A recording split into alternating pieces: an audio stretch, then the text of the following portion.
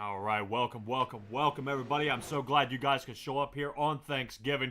I know definitely some of you guys are spending time with your family, but hopefully after you've eaten plenty of meals here today, got a full belly, we're going to sit down and watch a little bit of UMP driving here with the Coast to Coast Racing League. At least that's where we're going to start here tonight. Let's go ahead and take a look at where and what we're doing here tonight for sure. Let's take a look at that race info as we get it all squared away here for you.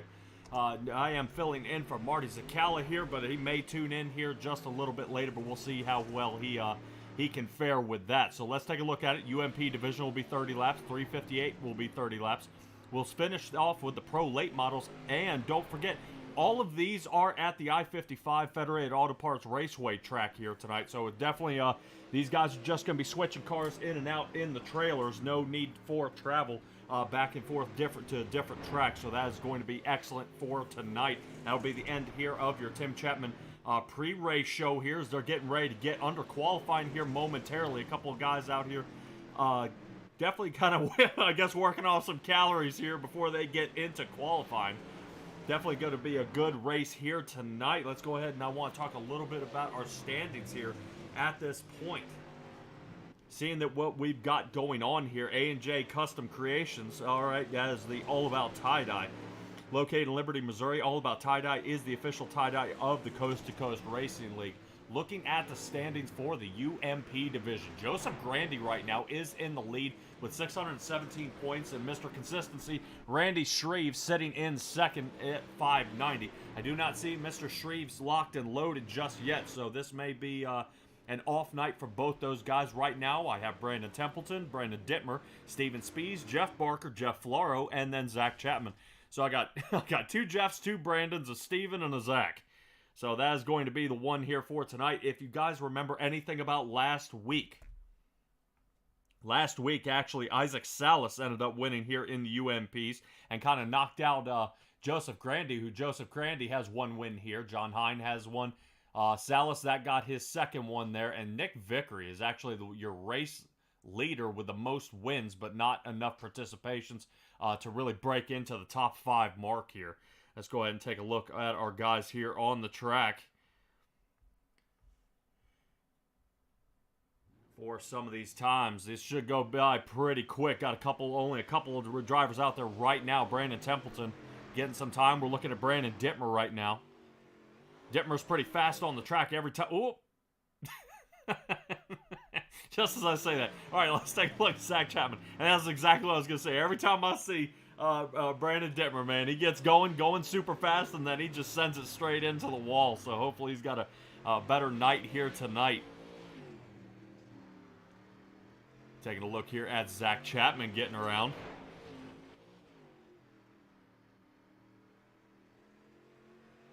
Let's see. Come on, get me something here. Man, I know you can do better than 6th there, Zach. All right, that's going to be his time there. Steven Spies ended up in 3rd. And only about a minute and a half left here of this qualifying session.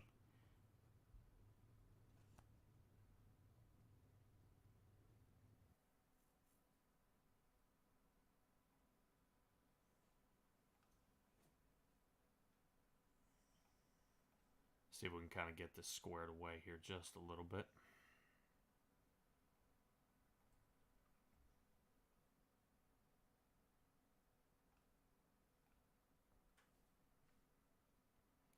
Make it look a little pretty. And unfortunately, like I said, 6 drivers, and all 6 have qualified at this point. Hopefully, well, we're going to kind of pick up a little bit here tonight. I know the 358 division, that's a big one. The 358s are pretty big here in this league. Everybody definitely shows up for that one.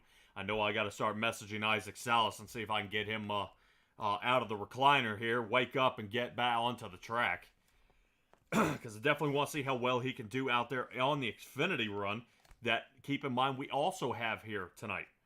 We're heading to Charlotte after all the dirt racing's all said and over. We're going to head to Charlotte and run 50 laps at that track. So a lot of guys have been coming out for that as well. And right now, a name to kind of keep in mind is Aiden Young. No matter what car he's driving, he seems to be in the 69 car. And he has just been on a tear here so far, winning left and right every single time. When it comes to getting out there on the asphalt. But seeing how Isaac Salas won here in the UMP division with Joseph Grandy in the lead, I think it actually flipped for the 358s. If I'm not mistaken, Joseph Grandy got the win there, but we'll go ahead and talk about that a little bit later on here tonight. But let's go ahead and get to our first heat here, and I think this is going to be a little tricky because we're going to see how this kind of plays out here. Right now, I believe I got 5 guys here on the track. There's all 6. So they're all going to run the heat, all 6 of them, and then I guess it's going to reshuffle the order here. So the qualifying is kind of a moot point. There won't be a second heat. They'll probably slide straight into the warm-up, and then we should be racing.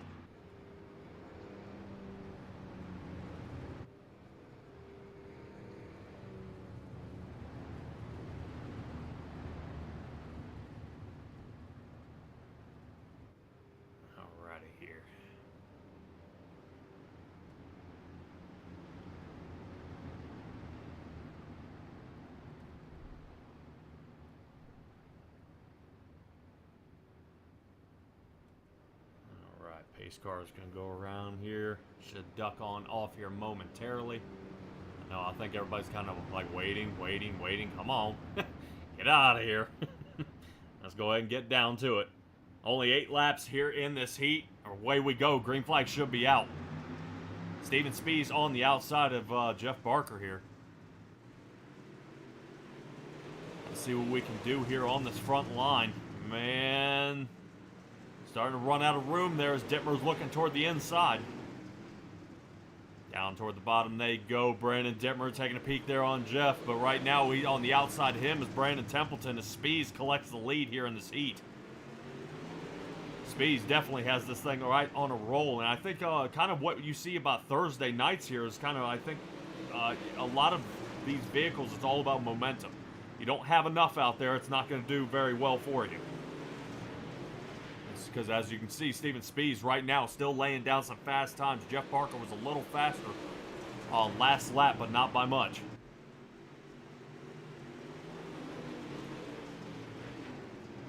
Just under a quarter of a second behind him, Jeff Barker peeking here toward the inside. Already halfway through this heat.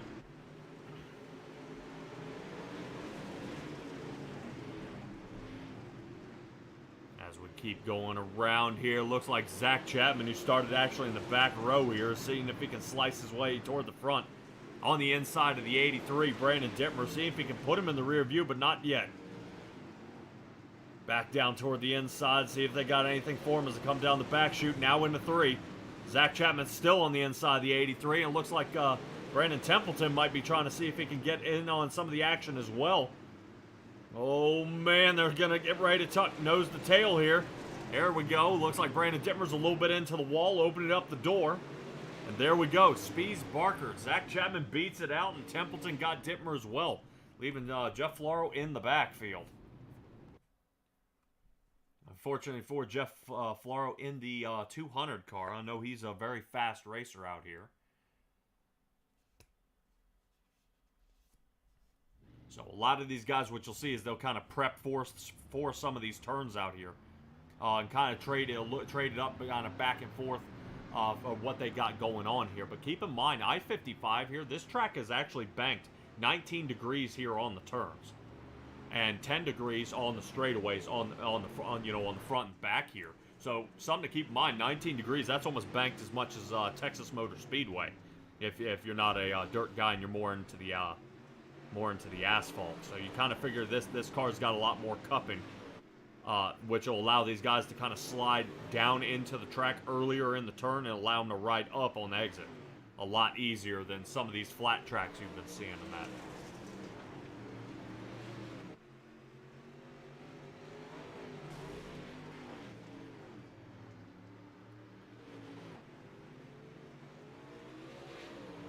About a 3-minute warm-up here in this. Got about another minute and a half or so to go.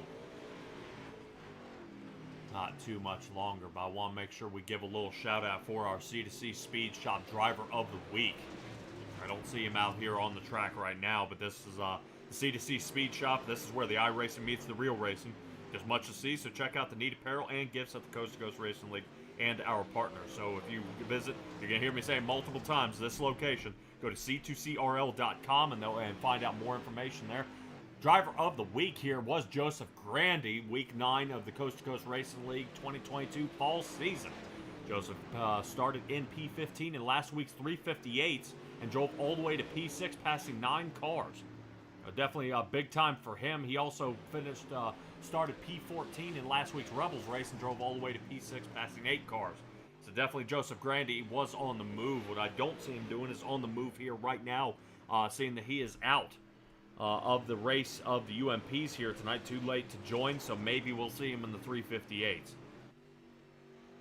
I would say I wouldn't blame him, though. It is Thanksgiving, so it's up to some of these drivers whether they're going to spend time with their families or try to represent them. I'd like to see a couple guys out here, maybe a Thanksgiving paint job. That'd be pretty cool.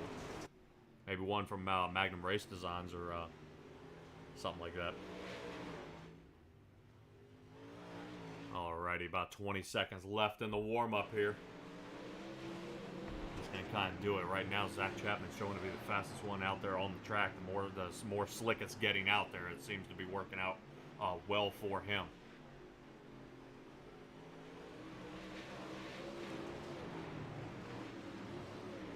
Right now, taking a look at everything penalty-wise, I do not believe there are any. Don't believe there are any penalties tonight.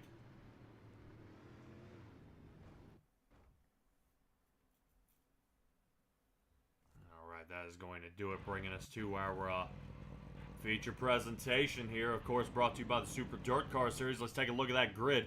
Spees, Barker, Chapman, and Templeton.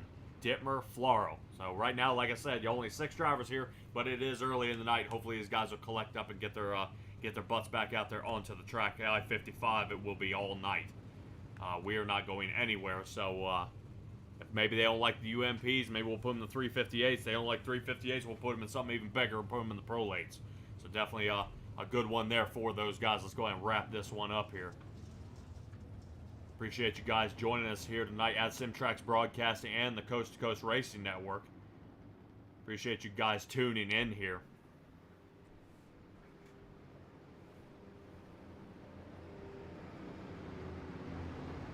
nice little piece of trivia here. The I-55 was actually purchased by the NASCAR legend and Missouri native Ken Schrader in 2003.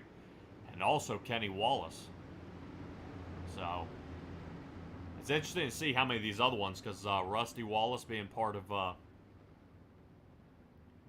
Iowa, I believe. I mean, just, you know, and I think Tony Stewart, I think he might be involved in Eldora in some way. So I know a lot of these ex-racers are definitely wanting to collect up, grab a hold of another track, and not really want to see it fold over here. Let's go ahead and get that back on our timing tower as we get underway. Steven Spies is going to lead us off here into the front. So a great heat race by him has gave him a really solid position here, which is allowing Zach Chapman to kind of reel him in at this point. While I'm talking about reeling him in, Zach Chapman right now is on a tear at this point. We saw him start at the back of the heat. Now he's into the second position. Was starting third, so he's already trying to start that reeling in move here as Zach Chapman on the outside of Steven Spies here. I've had a lot of chats with Steven Spies lately. He's been on a pretty good winning streak here so far. Got a couple more in the bag.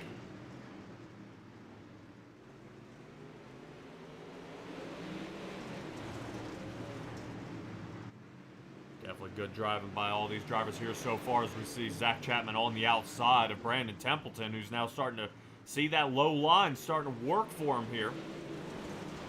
Brandon Templeton already up one position, trying to look for another.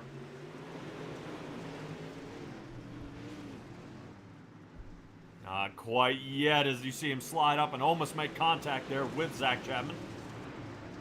Zach definitely holding his line here. Templeton throwing it in a lot harder earlier in the turn to see if he can get this angle. But not quite. That may have actually been detrimental to his turn on that run here. And kind of that's what you want is consistency, back and forth, and that's what you're getting right now out of Steven Spies. Now, seeing that a couple of these other drivers are running so low to that wall, we'll see if Spies has to change his line here at all. See the middle of the track starting to wear out from those rear tires. Now Zach Chapman starting to ride up into the top, using that cushion to see if he can get the push off here. Just on the very edge. Oh man, I don't know if Spies is starting to play defense, but he's maybe definitely looking at his rearview mirror at this point. Zach Chapman reeled him in, he made contact there, and now they're pushing back forward. Brandon Templeton hanging out in that third position. Right now, 1, 2, and 3. I think Jeff Floro's trying his best, just trying to keep that UMP going in a straight line at this point. Can't blame him. Definitely not easy. I am no dirt driver myself, but man, these are tough. All right, Zach Chapman right now already 13 laps once we get to the line. Zach Chapman, man, look at that straightaway speed he's got here. Man, he's got to be feeling it now, starting to really put on the heat. Onto the backside here, Steven Spies. Man, here it comes. All right, Zach Chapman is now on the outside of Steven Spies here. Turn exit is working at this point. Spies now playing some defense. Pushing him a little higher than Zach Chapman wanted to be, made him check up. And now let's see if Zach Chapman wants to slide to the bottom. Spies staying on the Terry Landis line on the bottom. And keeping strong. Oh, man. There we go. Zach Chapman way outside now, and now he's having to dial in behind Brandon Templeton. So now Templeton's going to give it a shot. Hanging out in the second position, but not for long. Zach Chapman taking a look on the inside, seeing if he can do anything for him and hold him off. But the 31 machine, look at all that speed coming out of that turn. As long as Spies can rotate up the track and block the guy heading down the front or the back stretch here, he may have this thing won. He's got the turns down. Just he does not have that exit like everybody else does, and Brandon Templeton lets him know it. Brandon Templeton kind of picking up the butt end of the Steven Spies car here. So the seat's definitely getting hot. He's got to figure out what he's going to do because, man, it's working now, but I don't know how much longer. Let's see if we can take a ride here along with Brandon Templeton here and see if we can get a spot on look at it.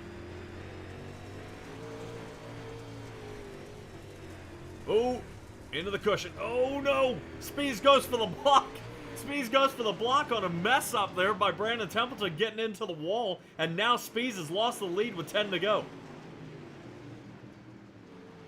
Yeah, Spees may just have to concentrate staying on that low line here.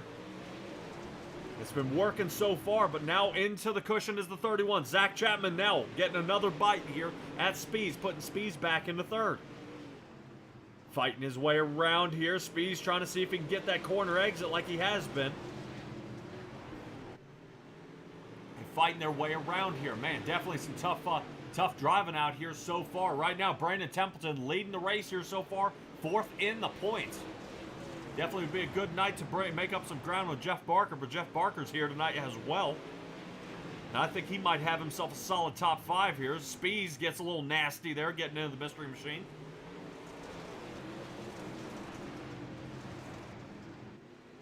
Round and round they go here. Only about 5 laps left to go in this one here at the I-55 Federated Auto Parts Speedway. Man, Speed's just trying to see if he can find some sort of speed here. He had it most of this race, and then all of a sudden it's just gone. Templeton riding way up into the cushion there. 55 of Speeds into the wall. Definitely something to kind of tangle up here. Push their way around. See if Speeds can try to see if he can squeeze out another position. Speeds sitting in that 9th position, and Zach Chapman sitting in 14th. Zach has only participated in 3 races here so far, and he's going to have himself another podium position here tonight, as long as everything stays out of the wall here for him.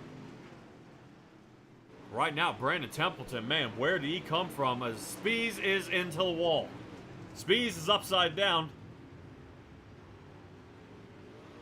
Oh, we should... Yeah, well, I was going to say, we should have a caution here. As we see Jeff Floro kind of bring up the back end here.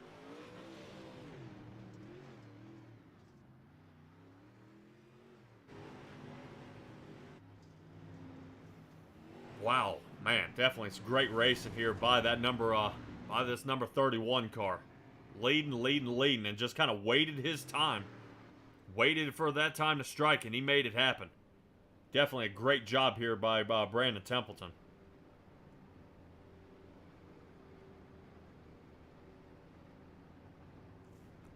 Should be a pretty quick caution here.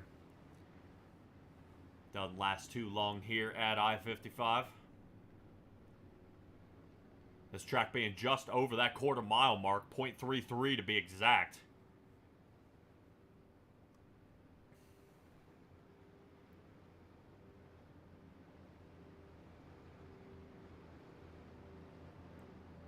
Yeah, definitely great job moving there by him, but I'm wanting to see, actually, Zach Chapman here. That's why they call him the Mystery Machine. Looking good. All right, new Hall of Fame inductee here, number 513 to Jeff Barker.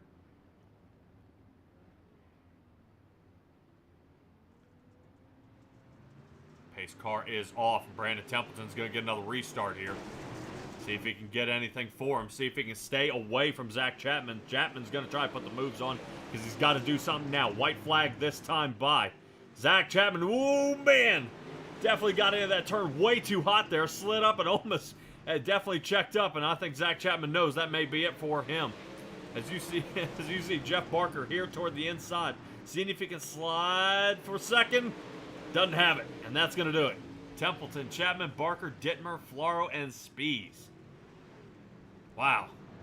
Yeah, Steven Spees from leading the race to in the garage. Out. Broken. Definitely not the way he wanted to go here tonight. Definitely not the way he wanted to go here tonight.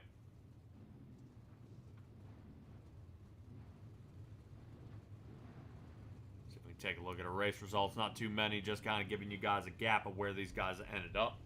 And we'll kind of wrangle up some of our drivers out here. Brandon Templeton is ready. What else we got?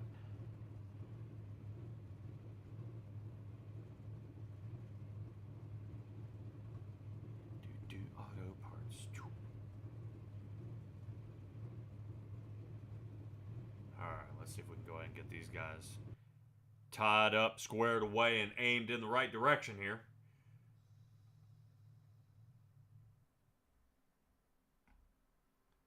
See if we can grab Jeff Barker here.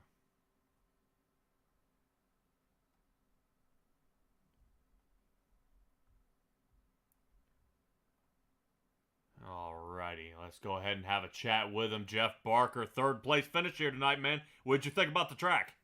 Track was fun. It was fun. It's just starting to get a little racy there towards the end.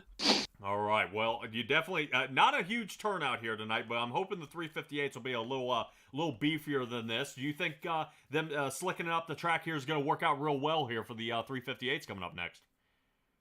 Yeah, they're a different monster. They're a little bit easier to drive than these, so we'll probably get some more. We'll get some more cars and stuff.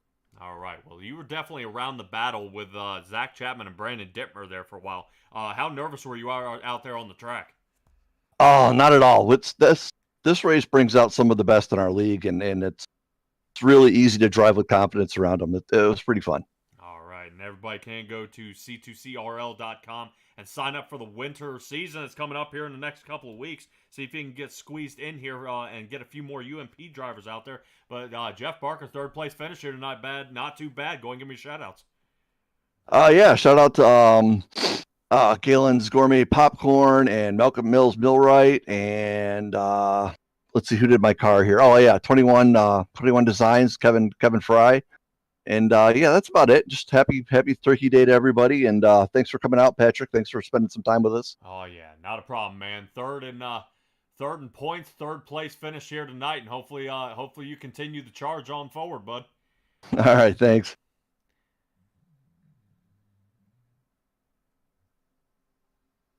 All right, everybody, Jeff Barker in the 513. Let's go ahead and take a look right at Zach Chapman. Not too shabby out of him here tonight. Oh man, Zach Chapman, I see you on the asphalt, now I see you on the dirt, man. How was tonight looking?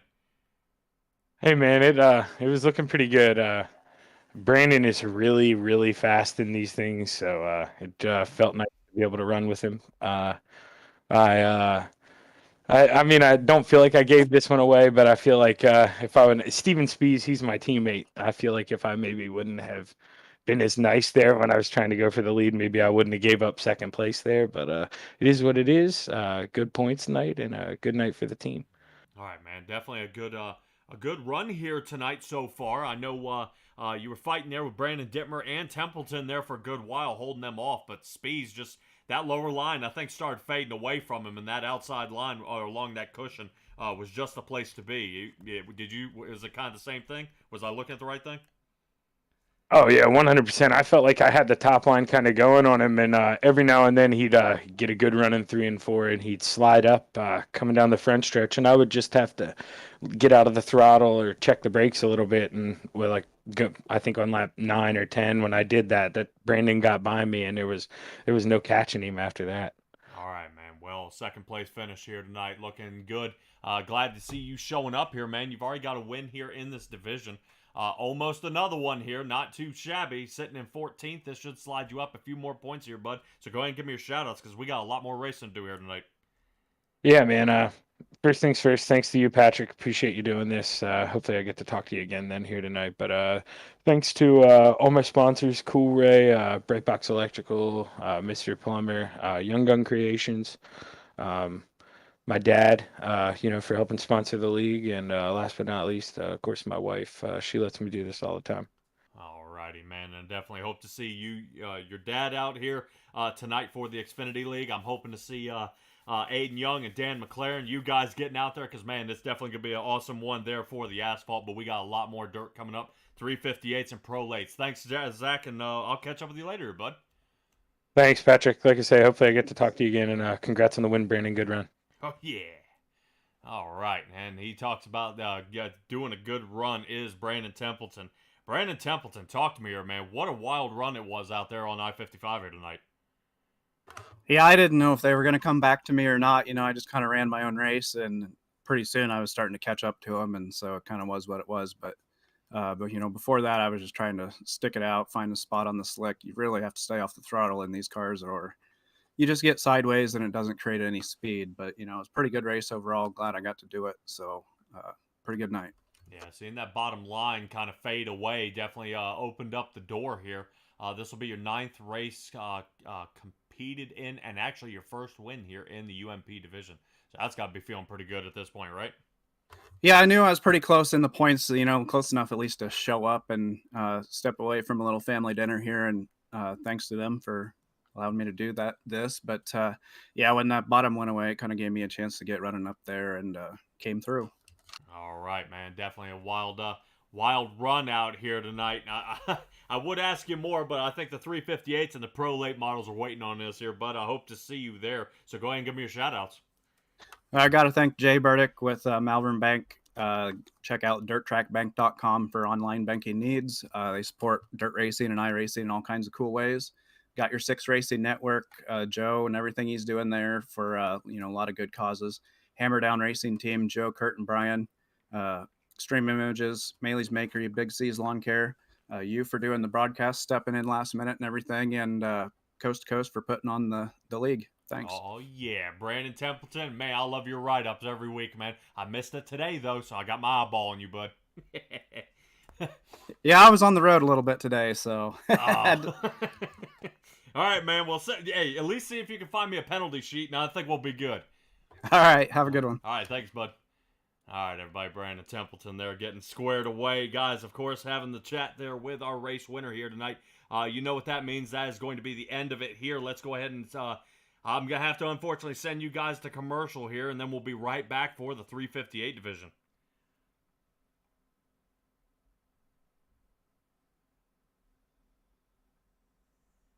Hi, I'm Olivia Olson, Industrial Engineering Junior and club volleyball member here at Penn State. I'm very excited to say that Thon is right around the corner, just a month away.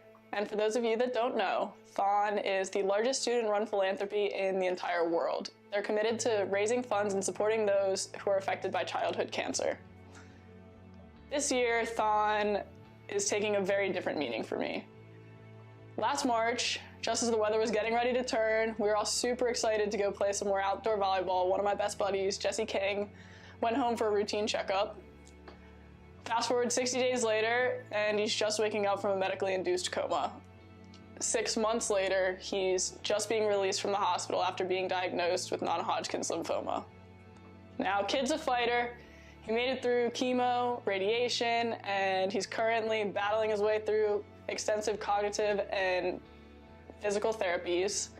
He's doing great. He's finally letting out some of that personality that we've all been missing for so long. Luckily, the King family, thanks to Four Diamonds, has yet to see a medical bill. There are a lot of families that can say the same out of all the good that's come out of this. So if you would like to join me and club volleyball in the fight against childhood cancer, please click the link to donate. Any size donation makes a world of difference for the King family and families alike. If donating at this time isn't the best option for you, please, please, please, please share this video, because the more eyes on it, the better, and every dollar truly does make a difference. In addition, any thoughts, prayers, good vibes are always greatly appreciated, because we just want our best buddy back at school with us. All that being said, please always remember to never take anything for granted.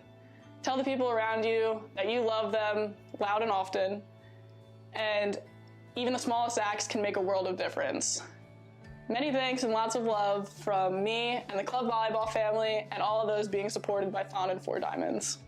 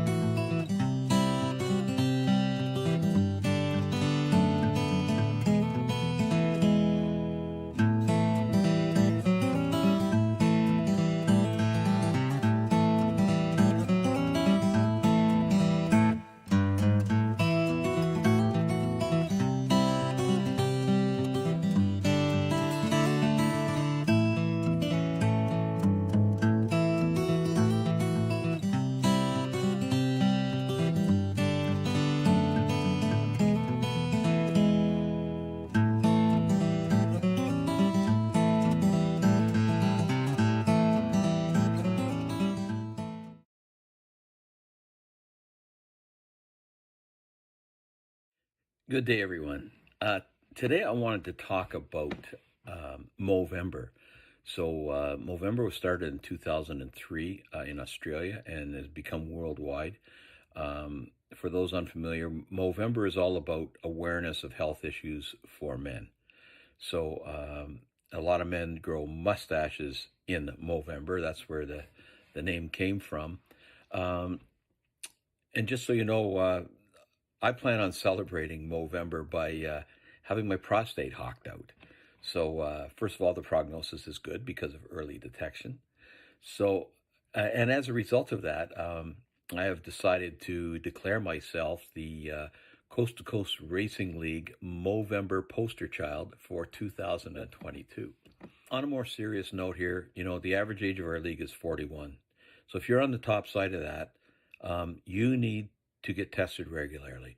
I'm talking PSA tests, the rubber glove, 2 seconds of discomfort for maybe a lifetime of living. Also, colonoscopies, every 5 or 10 years or whatever your doctor recommends, but you need to get those done. So just reminding everybody, it's something men aren't comfortable talking about or doing. Everybody thinks they're a tough guy. Let's go out and get tested for the sake of yourself, but more importantly, for the sake of your family. And, as they say, the life you save may be your own. So we're all in this together, guys. Reach out. You can reach out to me, or more importantly, reach out to your doctor.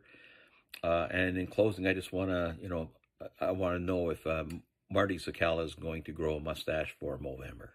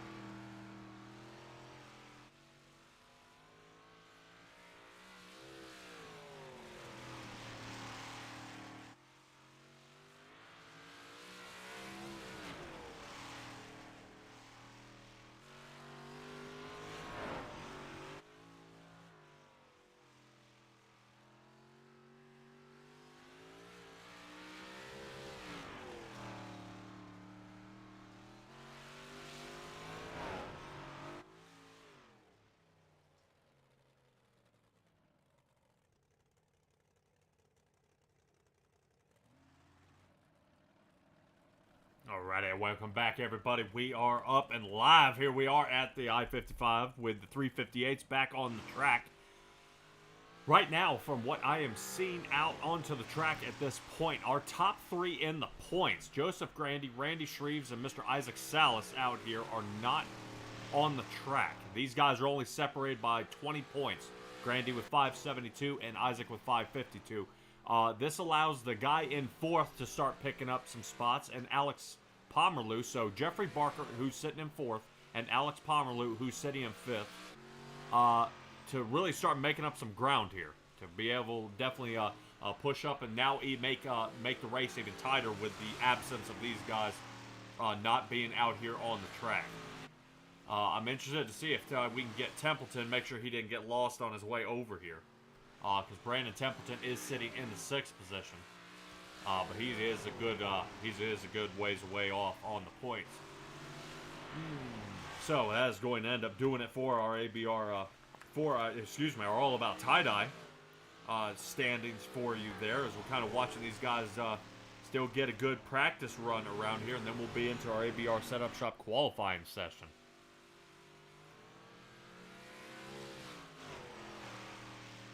Right now I'm showing about 9 guys should be out there on the track at this point, kind of floating around here just a couple of times here, see if we can catch up with any of these other drivers, see if any of them are on the track at this point. If I'm not mistaken, there were almost 25 drivers last week. Definitely guys trying to get some race time in before Turkey Day. For Thanksgiving, I'm assuming, like I said, if some of these guys can't show, I have no, I don't blame them at all. Definitely spend some time with your family. I always say your second family is the one out there on the track, depending on how long you are out here on the track. Just speaking of on the track, last week, where these guys ended up being, Joseph Grandy, Steven Spees, and Isaac Salas are 1, 2, and 3 in the 358 division. That is proudly sponsored by that Super DIRTcar Series. that Super DIRTcar Series. The Super DIRTcar Series. What am I talking about here? But that rotates us to the points where Joseph Grandy won last week. His only win in the 358 division. And he's in the lead, with Isaac Salas with 4 wins sitting in 3rd. Nick Vickery with 3 wins sitting actually in 7th. And Patrick Spangler, I think, who might have shown up a couple times, 5 times to be exact, and has won 1 of those. So definitely guarantee, and win is Isaac Salas, but he's just got to be out here a little more. I think he's going to be missing another race here, seeing that he is sitting in 3rd with only 8 races in, and the rest of these guys are at 9. So Randy Shreves, once again, another area, the poor guy's coming in 2nd. For the entire Thursday night. He's 2nd in the UMPs. He's 2nd in the 358s. He's 2nd in the Pro Late models. Man, definitely Randy Shreves, man. I give him the 222 trophy here, man, because that guy is just seems to know exactly where he's going to place. But I'm interested to see the reigning champion, Kurt Schatzer, in the next round. Right now sitting 6th in the Pro Lates. And Aiden Young really is extremely consistent on those runs. Right now is a commanding lead with 711. And Randy Shreves has 581. But that is the Pro Late. So let's go ahead and stick to the 358. 7:45 it is, so we should be getting ready to qualify here momentarily. Let's see if anything has changed out there on the track. Still about 67 degrees out there on the track, 80 degrees in the air temp, so not too bad out there for Missouri weather. All right, we are taking a look at the 513 of Jeff Barker. Got himself a 3rd place finish in the last run.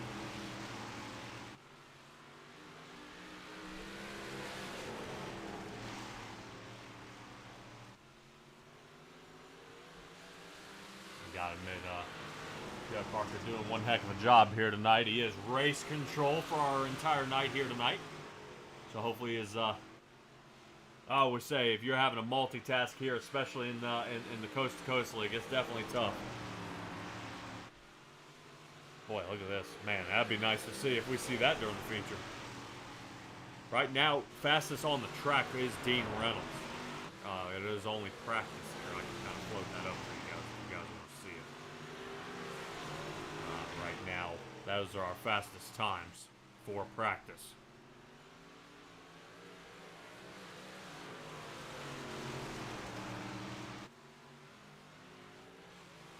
Whoa.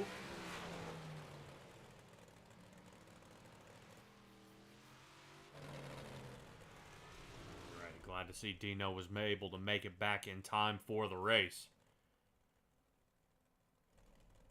Seeing that everybody's coming down pit road. I think they might get locked and loaded here. There we go. And that'll be the finishing of practice here, which of course brings us to our qualifying session.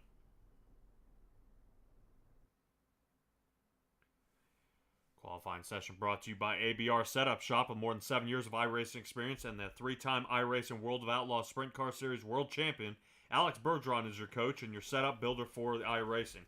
The goal is to make you the fastest on the track without any exceptions. Don't look any further than the ABR Setup Shop. They offer weekly official racing setups, custom setup requests for your specific races, and most importantly, one-on-one coaching sessions. So that's good to get into, especially getting out here on the track, kind of figuring out, kind of how you race, or if you race incorrectly, you know what I mean. You dive in too deep, you're too fast. You seesaw in and out of the turns. They can help straighten you up, and not just the car. Guess a little bit like Days of Thunder there. Sometimes you got to fix the driver. There's nothing wrong with the car. So we're taking a peek here. I want to stick with Zach Chapman here and kind of see where he nails his solid time here.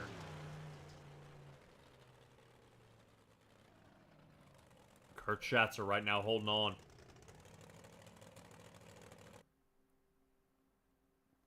Holding on to that top spot.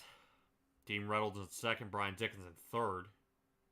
Don't think anybody else out there is kind of really putting around the track much. I think Dittmer's trying to see if he can get another lap in here. I think that should do it. And Alex Pomerleau, I believe, is our last qualifier here so far. Let's see what Alex Pomerleau can get for us.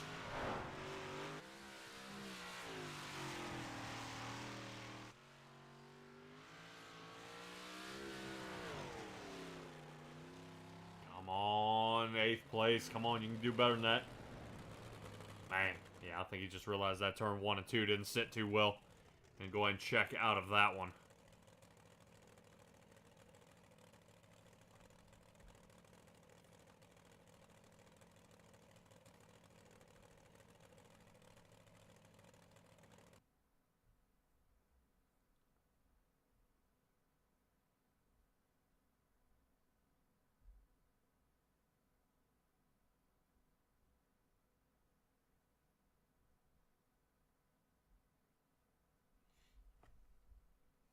Kind of going radio quiet here. Just kind of notice everybody's kind of waiting on to see if anybody's going to kind of wrap it up here. About 30 seconds left here in that qualifying session.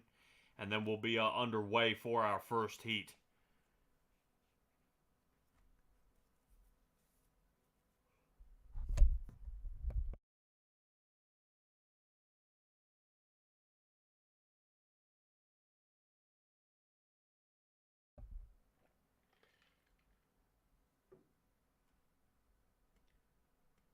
Alright, this being Thursday, of course, the Flatline Racing Bodies Thursday Night Thunder. I want you guys to keep in mind tomorrow, Friday, for the Gears Unlimited Friday Night Lights. Joe Halter and the Got Your Six Network, I believe, yes, will be over on at C2C as well for the Friday Night Lights run.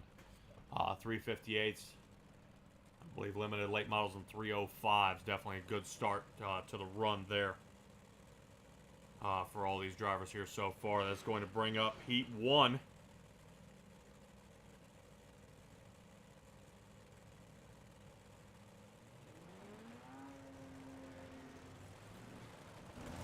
As everybody files behind the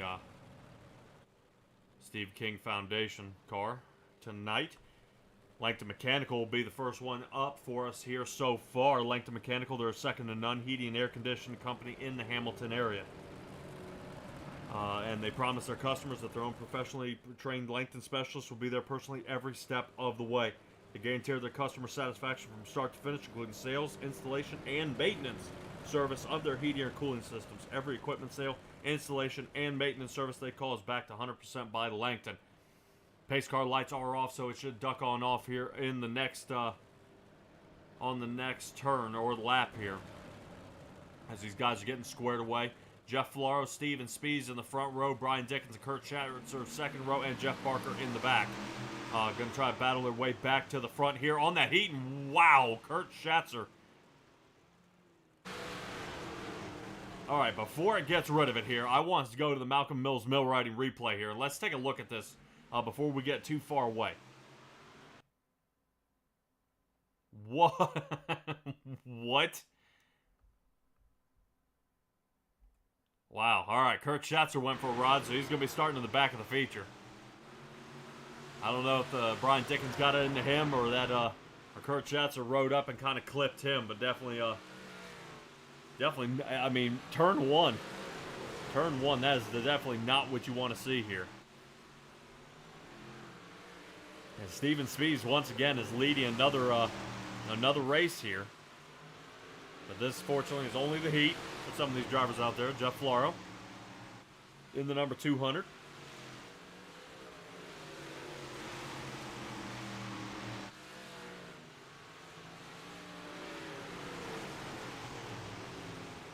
Yeah, not too shabby. Looks like everybody's kind of single file after that Kurt Schatzer flipped there. Looks like everything kind of calming down. Nobody really under a whole lot of pressure here. I see Brian Dickens is getting a little bit here from Jeff Barker here on the bottom.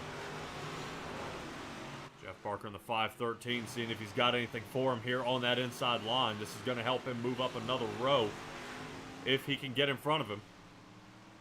But the white flag is out. Down the back chute they go. Yeah, going to send it in just a little bit harder for Brian Dickens, and that should go ahead and secure him a third spot finish. So Spees, Floro, Dickens, Barker, and Schatzer, 1 through 5 for that run.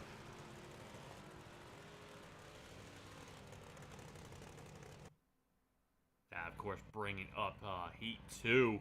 Heat 2 brought to you by Magnum Race Designs. Let's take a look at who our starting lineup is. See Alex Pomerleau already on the track. Definitely excited about getting out there. Brandon Dittmer in the 83. There he is. Holding on Zach Chapman in the 72. And Dean Reynolds in the 790 out there. Hopefully we'll be able to see Dino get put down some fast times out there. I kind of like his paint scheme there. Kind of that black and purple.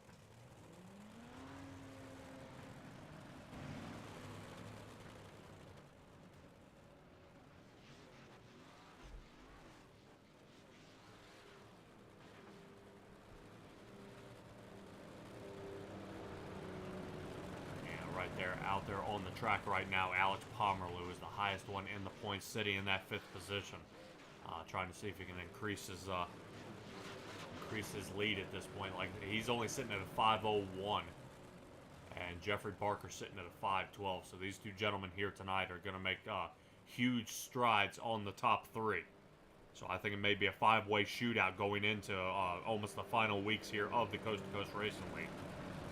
So they've definitely got to watch out what they're doing here and kind of keep up and really remain consistent here toward the end of the 358 Modified Division. Alex Pomerleau down on the bottom. Starting to push his way around. No problem there. Looks like no contact, not like what we saw in the first heat. Mr. Machine of Zach Chapman down toward the bottom, but Brandon Dittmer, once again, a lot more speed there on the top. Brandon Dittmer loves running that ragged edge. As he does right now, battle for the lead, and I think he's got it here so far. Pomerleau's going to have something to say about it into the entry of this turn. From the wise words of Isaac Salas, the 358s aren't very fast, but you got to use the momentum of the car to get around the turn. And Dittmer's trying to do just that here on the top side. Quick moves up toward the cushion halfway through this heat.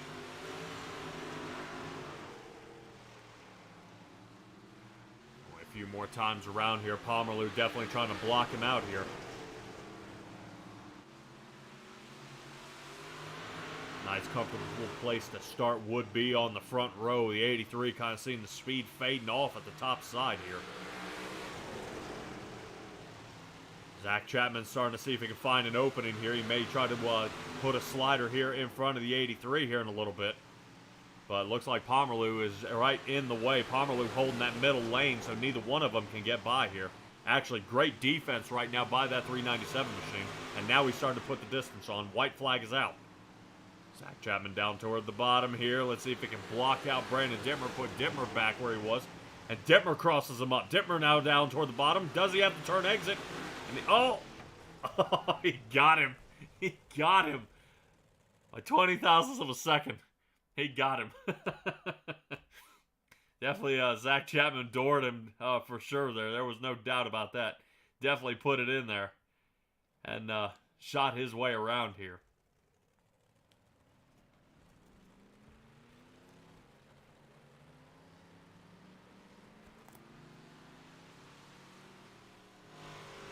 Alright, that is going to, of course, bring up our Flatline Racing Bodies 3-minute warm-up. Let these guys kind of squish down the track out there. You definitely see the new lines it's kind of created out there as it's breaking down.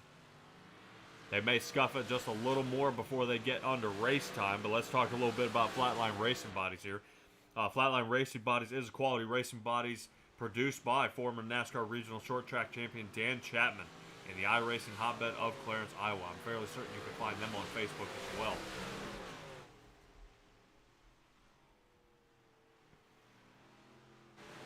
Only a third of a mile here at I-55, and definitely it's going to be torn up tonight for sure. They are not going to let up on this track at all.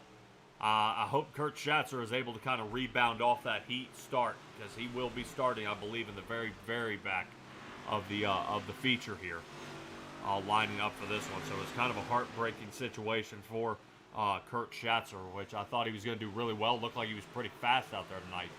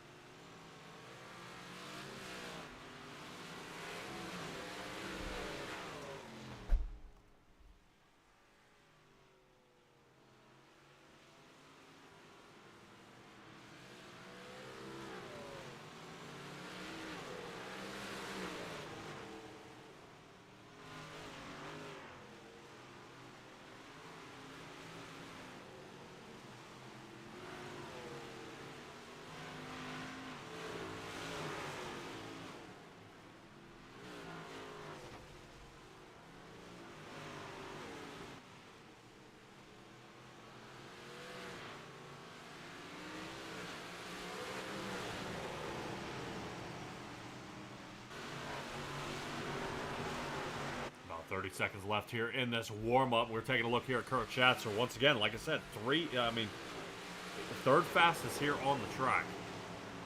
Right behind Alex Pomerleau. Definitely he's got the speed. I just don't know what happened with that, kind of bucking him off the track there.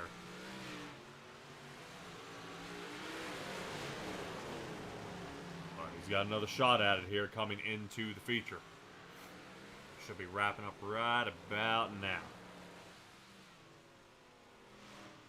Alrighty. Let's go ahead and get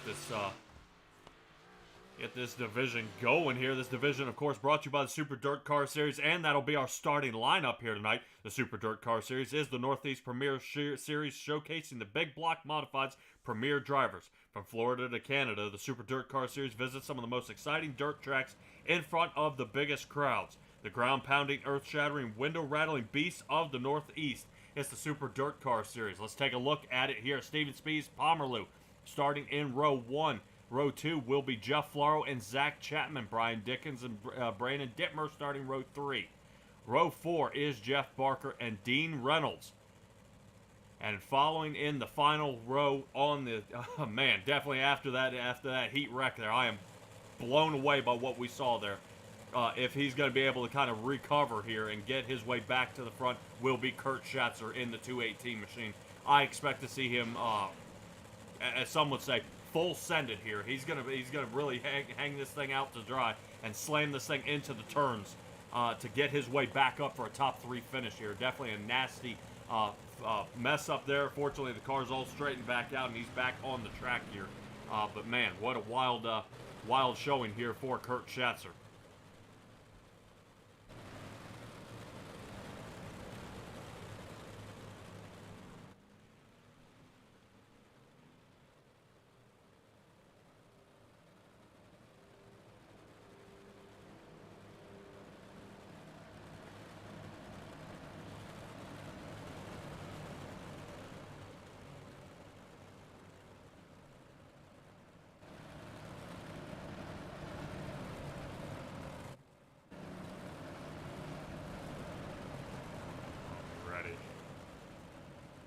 That pace car off. Yes, we do. Let's get ready.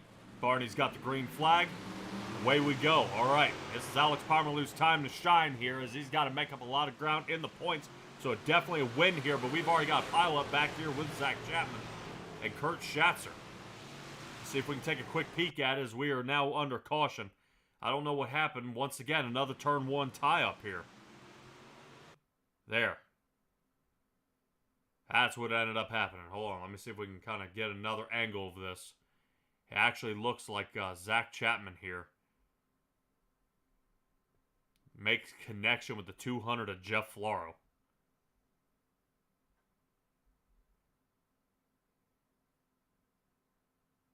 Yeah, 2 of them make contact. The 83 of Brandon Dittmer sends him around.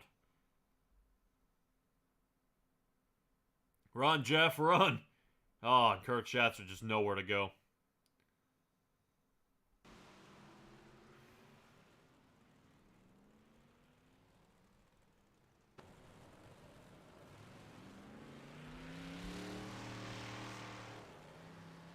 Definitely not what you want to see. I always say sometimes it's that commentator's curse. You get up here and you get to talk to me, then all of a sudden everything goes wrong. Zach Chapman, at least with a second place finish here, now sitting in the back spot. Lap down at this point, so he's got to hope everything goes right to get his way back toward the front. But we're back under green. Speed's in the front row. Fortunately, single file, so he's able to take off here. Let's see if he can put some distance on Pomerleau. Alex Pomerleau riding that top side, and we saw how that worked for the UMPs for Brandon Templeton there. But man, definitely, we'll see. Speeds isn't really giving up this low line. He's definitely staying down here all night. He stayed down there during the UMPs, but unfortunately fell out of the top 3 positions with Speeds hanging down there toward the bottom. So we'll see if Speeds trying to change his tune here and starts riding the top line. I believe if we roll back here to Dino, Dino's up a position at least into the 7th. Kurt Schatzer's right behind him. These guys just definitely trying to see if somebody can find some speed here. As Pomerleau has it at this point. See if we can pop up some of the best times here so far, or last lap times. Just push that out to the side. And you can start seeing who's fastest here on the track. As Pomerleau doing everything he can to see if he can kind of reel him in here. Speed's a little faster on that last lap here. Brandon Dittmer up a couple positions. From 6th to 4th, but now he just fell back now to Brian Dickens. Brian Dickens now working there on the outside, so definitely that turn exit is working. But Pomerleau is side by side here with Spees. Oof, there it is. Spees with a block. Good move there by Spees, because that is now going to send Pomerleau way back and give him that position he needed here to get away from the situation as we come up to starting lap 10, a third down. And definitely, I'm wondering to see if Jeff Floro is going to have his work cut out for him here, as Brian Dickens is really dooring him here. I saw him nudge him in the last turn, and now he doored him down the backstretch. And he's getting a little tired of that 200 blocking him here, that 122 trying to make some work of it here on the I-55 track. Jeff Floro still holding steady in a 3rd position. Right now, the top 3 have yet to change positions yet. Same as their starting grid order. Ones who have moved, Dickens up a position, Jeff Barker up 2, Brandon Dittmer still holding at 6th. And And I think Dean Reynolds is battling out back here with Kurt Schatzer, who's still looking toward the inside here. Definitely tough driving by all these drivers out here so far. Really not a comfortable place to be. But Pomerleau finally got him here with Spies and gets around him. But we are back under caution.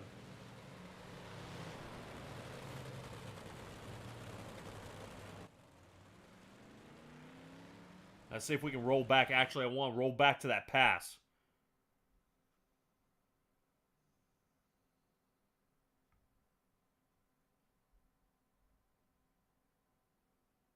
Yeah, it looked like Pomerleau had been putting some work on him for a while here. And he just ended up beating him out. Which brings us to our caution here. Let's take a peek and see what happens.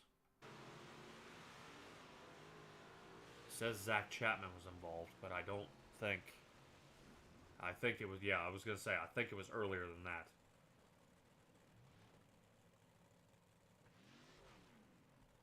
Yeah, this should have involved Dean Reynolds if I'm not mistaken. Let's take a look here.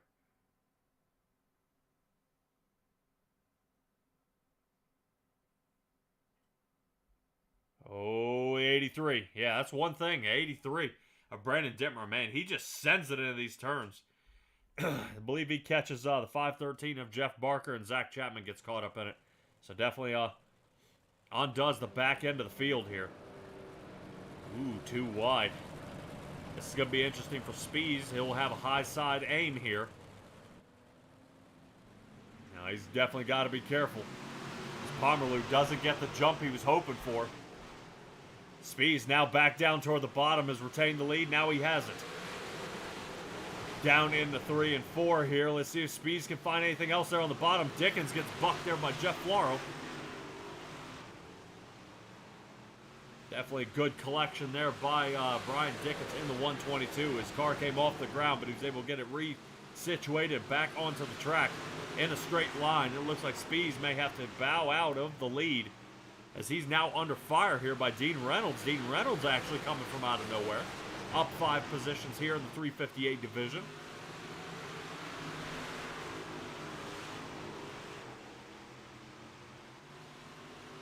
See if he's got anything for us. Brian Dickens, the only one stepping out of line here so far, down toward the bottom. Seeing if he can ride where it's a little more slick. Brandon Dittmer hanging in the back. I believe Zach Chapman has taken it to the garage here tonight. A couple bang-ups from him. Steering problems, so man, he's just going to have to kind of tuck it away and already start practicing for the pro late models that I believe are already getting warmed up outside of the trailers to get on here onto the track. As these guys have less than 10 laps to get it done here in the 358 division. Alex Pomerleau, man, he's got to be super excited. He should be passing Jeff Barker here and may actually start reeling in Isaac South, who's hanging out in the 3rd position for the points. Definitely good run by these guys here so far. Speed's starting to put the pressure on. Here it comes. Speed's starting to put a lot of pressure. He's getting really, really close here, and I like what I see. Let's take a peek here from the inside. Definitely throws it in there. Good angle. Yeah, Speeds has got it. Speeds makes contact with the 397. Pomerleau, man, able to recollect that one and get back underway. If I were Spies, do not let out of it at this point. 397 seems to have that line. He may have bumped the 397, but stay in the gas. And Steven Spies is now trying to overcome almost a half a second gap here. Hanging in the 2nd position. So right now, top 5, Pomerleau, Spies, Reynolds, Floro, and Kurt Schatzer finally coming from the back. Able to get a top 5 solid finish here, but he's still got a lot of work to do. Kurt Schatzer actually right now under fire here by Brian Dickens, but I believe another move has been made for the lead of Steven Spies. Tries to initiate the slide job, but had nothing of it.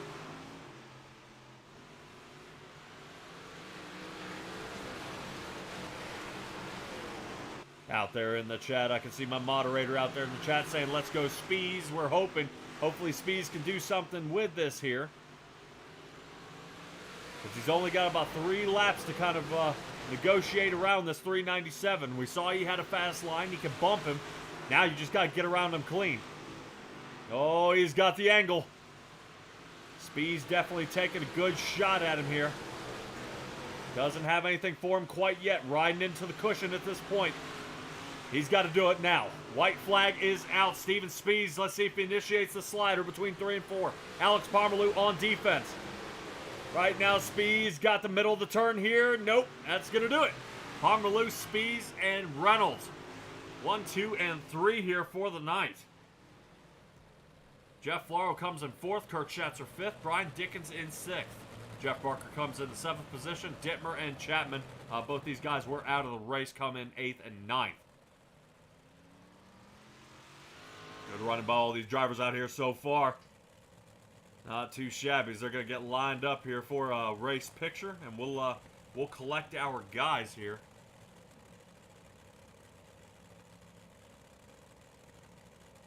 For just a little bit of a chat.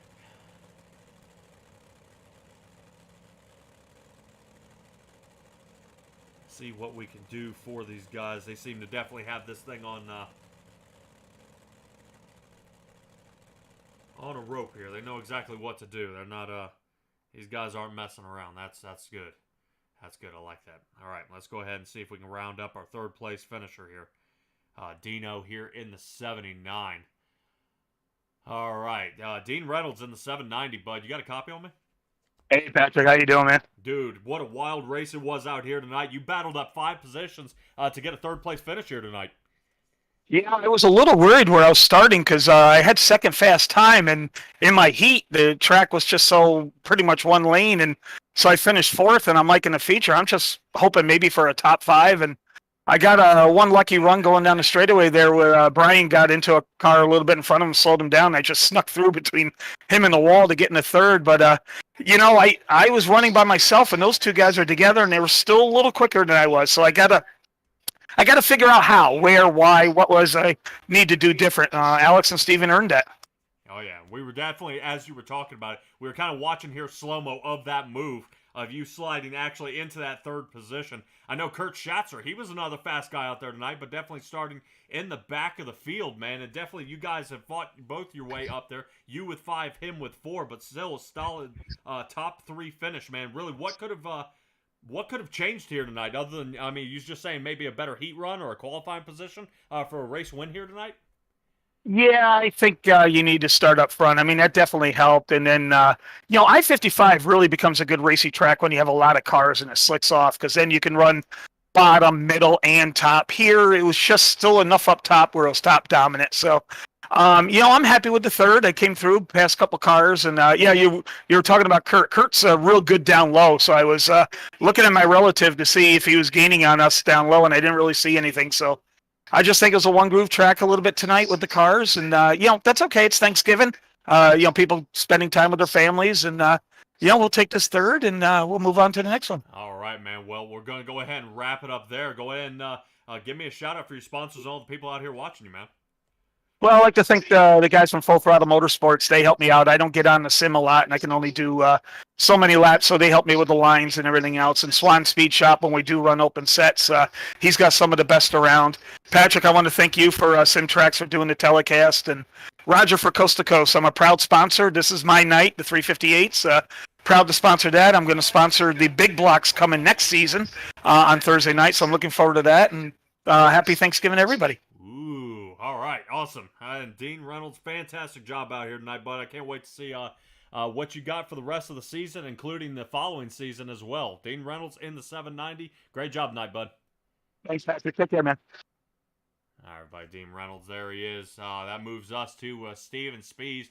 Steven Spees, one of my favorite guys to talk to up here in the booth. All right, Steven, talk me through it here, man. Bottom line didn't hold. I thought you had something for Pomerleau there at the end. Yeah, the last 10 laps or so, that bottom just you couldn't get off the corners well enough. These cars are just all about momentum, and I couldn't stay in front of the speed that they could carry off the top, so had to go up there and had a caution come out at an unfortunate time for me, fortunate for him, where he was out front. So then it was kind of just one lane around the top, and you can't, again, these cars just don't have the power, so you can't get much of a slide job or do anything. If you slide, you just lose all your momentum, and they can easily cut under. So really, I was just kind of along for the ride and hoping maybe he'd make a little mistake and I could dive around it. That was about the only chance I had left for a win. Yeah, it definitely looked like from our angle, we took a little bit of a ride along with you. You nudged him just a little bit because you had the turn exit there, over top of him, and it looked like you went for a slider at one point, but it just didn't go. As we're watching slow mo right now of the contact, definitely it was a close one there. Yeah, I had a good run through 1 and 2 there that one time. I think it was around 22, 23, somewhere in there, if I remember right. And I don't know if he got maybe just a tad sideways or bounced the wall or something. So I thought I might have a run, and I didn't want to give my momentum up, and was trying to come off the corner and still get my nose down to the inside, and just caught him a little too quick and had to back out of it. I'm not going to crash anybody for trying to win one of these. So like I said, just kind of riding along, had some speed, but sometimes that's just what the track gives you. All right, Steven Spees, what a great job you did tonight, man. And really, I keep it's kind of the same deal here. The UMPs, you lead the first half of the race, and then you're battling to try to get it back on the second half. For the UMPs and the 358s, I do not see, with a quick scroll here, you hanging out here in the pro lates. So I'm assuming this is the end of your night here, bud. Nope, I'm going to jump over there real quick. I just hadn't exited this first one yet, so I'm going to jump over and we'll see if we can get the win in the pro lates. What am I looking at? What am I talking about? Pro late models, you got 3 wins there, bud. Oh yeah, and it hasn't even opened up, has it? So I'll be there in about 10-15 minutes once that server opens. You'll see me. Lord, that is my fault. My bad, bud. I'm sitting here looking at the points. I'm like, good, where in the world? Oh yeah, we're in the points there. All right, man. Well, I definitely expect to see. So what have you learned in the first 2 here, Steven? That the bottom goes away and I get passed on the outside. So we'll see what we can do in the PLMs. Right. Enjoy the first 8, man, and then rotate to the top. So go ahead and give me your shout-outs and let's get you over there. Yep. Happy Thanksgiving to all our friends here in the U.S. Some of us are here racing. Unfortunately, my wife's feeling ill and is in bed with a fever. So I guess fortunately it gave me some time to race. But, otherwise I'd be out doing something else. So, but just hope everybody had a good day and enjoyed time with friends and family. All righty, man. Well, I'm going to let you go here. Hey, go check on the wife before you get ready for the pro lates because I think it's going to be a tough one. 10-4. All right, Steven Spees here in the number 55 machine coming second. Great job tonight, bud. Thanks. All right, everybody, here's Steven Spees. That rotates us to our race winner here tonight, Alex Pomerleau. Definitely had the race going for him tonight, Alex Pomerleau. Man, definitely second place start here, and you'd get your way into a win. Any doubt in your mind? Yeah, second place start here was a great, was better than the starting in the inside lane. Have a great battle, and if you I think 5 or 6 lap with the Stephens for the lead. I just sat around the top side of the track because I think it's a one groove lane here in the top pay in the small block, and with the I think when the yellow comes out, the second one at lap 9, I just have a little nose before him and inside of him, and I think that pay when the yellow comes out and I'm first, and after the restart I start in first, and I just push up the car up the top side and grab the lead, and I think maybe I'm the fast car in all the race, but with 5 laps to go, Stevens will very, very come to approach me, and I think it was the greatest car with 5 to go, but I'll be able to finish in the first, and I'm very happy of this. Oh, yeah. Well, definitely a good defense there. We did take a watch there between you and Steven Spees. He made contact with you. We were talking about 22 to 23 lap. Kind of bucked you there a little bit and got you both into the wall. He was trying to find a lane, but you definitely shut him out. Right now, Alex, you are sitting here in the 5th position, only 11 points behind Jeff Barker. He ended up placing 7th tonight. And then right behind that, I believe you were only about 51 points behind Isaac Salas. So this is definitely going to crunch that top 5 of you guys much, much closer. What is your outlook on the rest of the season? badly. In the next week, I have a fighting card box at the Place Belle in Quebec, and I don't be able to run the last race of the year. But each night we have a lot of great driver in this series, and I think the top 5 is a good spot to finish because we have a lot of great driver. But I will be strong for and ready for the winter season. All right, dude. What? I hate to hear that, man. I was hoping we'd get you at least, solid top 3 in the points run here tonight, but definitely do what you got to do, man. So, Alex, go ahead and give me your shout outs, man. We got pro late models coming up. Yeah, it's first to you, Patrick. You do a great job. Thank you for the broadcast. To my team, Mark at the shop, and Apex Design for the design of the car, and to all person watching the stream. And je voudrais juste dire merci à tous les Québécois qui regardent. Bonne fin de soirée. Okay, thank you. All right, Alex Parmalu in the 397. Great job tonight here, bud. Thank you. All right, everybody. That is going to bring us to our next commercial break here. Of course, that is going to slide us on over to the Pro Late models. That will be the ending of our dirt on the Pro Late models. Then we're going to get to the asphalt. That, to me, that's my excitement here for the night. As definitely the 358 division definitely chalked up a lot better than the UMPs. I think the Pro Lates are going to be even better. So don't go away, and we'll be right back.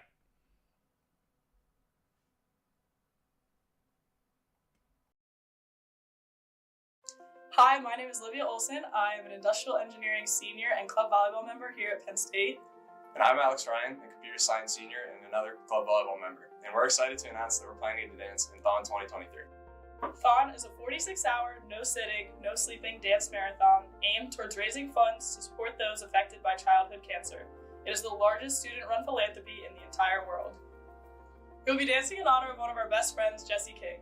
Jesse is also a part of club volleyball, but a lot of us would consider him family. Immediately, freshman year, Alex and I clicked with Jesse and all the other new members of club volleyball. We went to the dining hall together for a lot of our meals, spent weekends together, and ended up going on vacations together. It really does feel like family to us.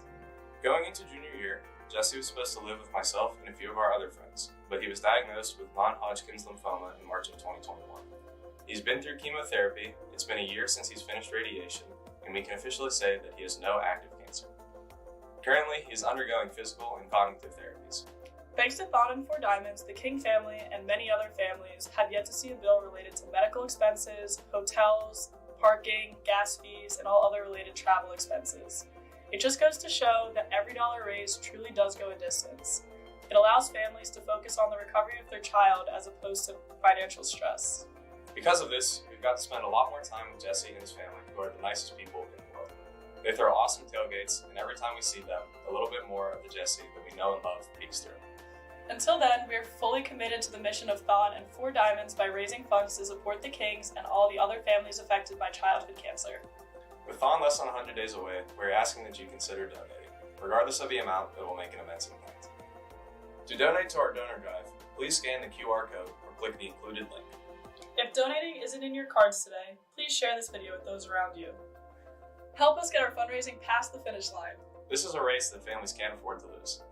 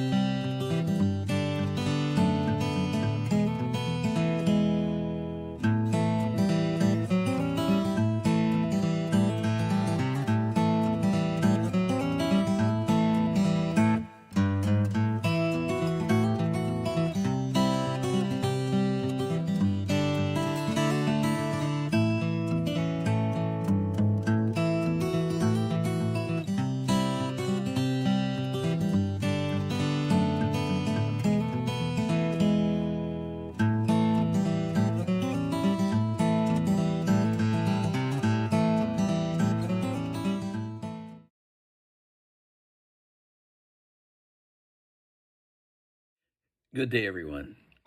Today I wanted to talk about Movember.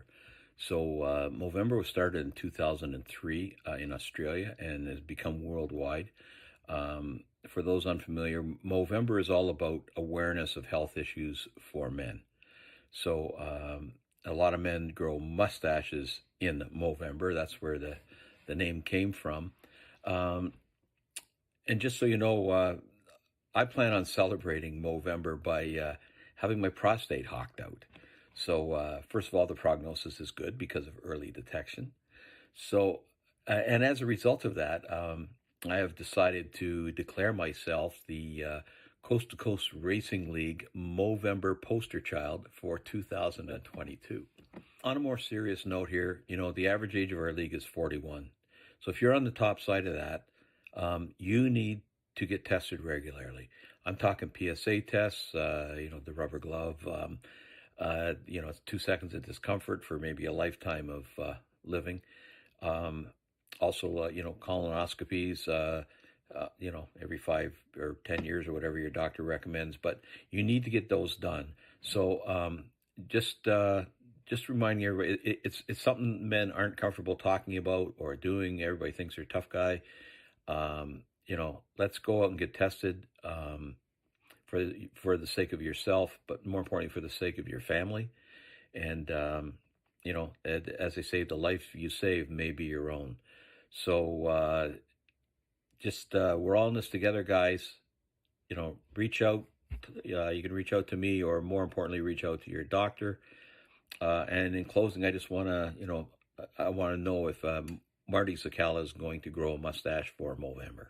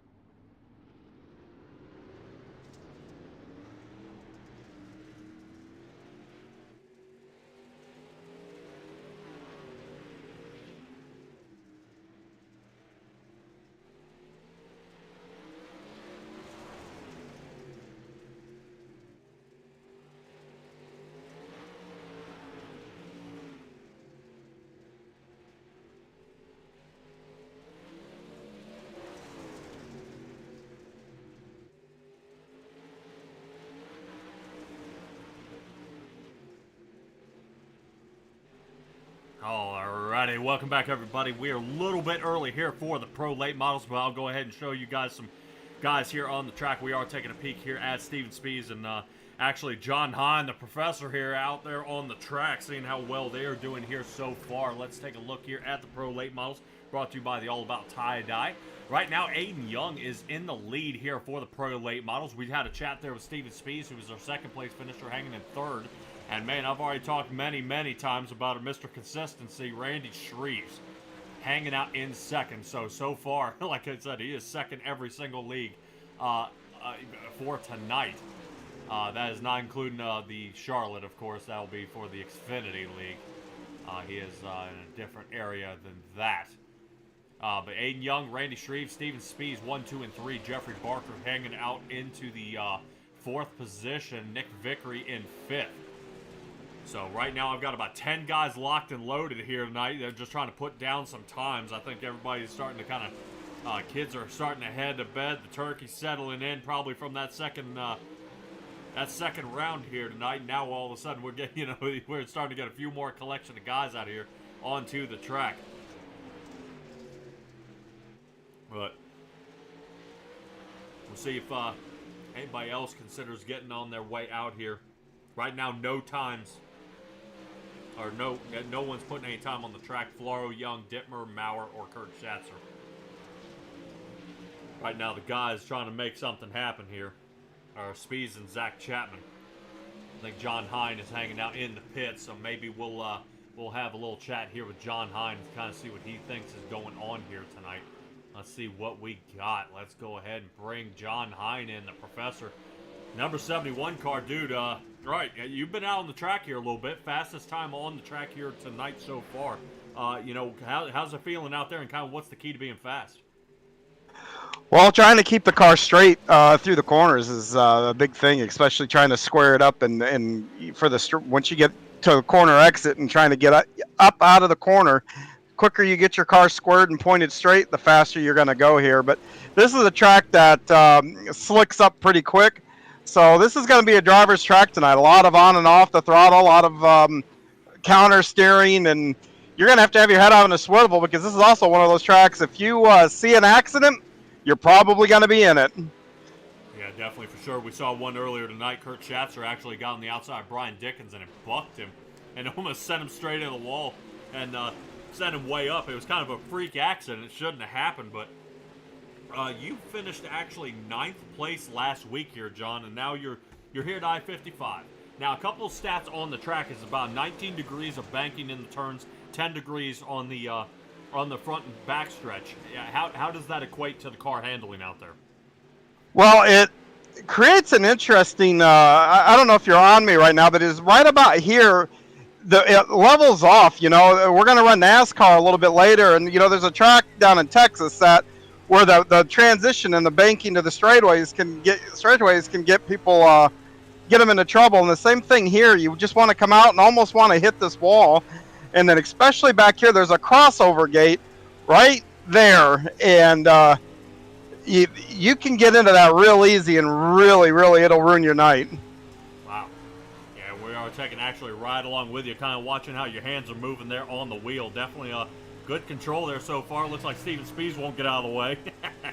Steven never gets out of the way. That's just what he does. Well, especially we've been watching him here all night, and he's had a lot of luck, but he uses that bottom line, and then the bottom line fades away, and he loses the lead. I mean, it's happened twice tonight, so he promised me this round that if he's going to hang on the bottom line after 8 laps, he'll rotate to the top so he can salvage any kind of speed he has out here tonight.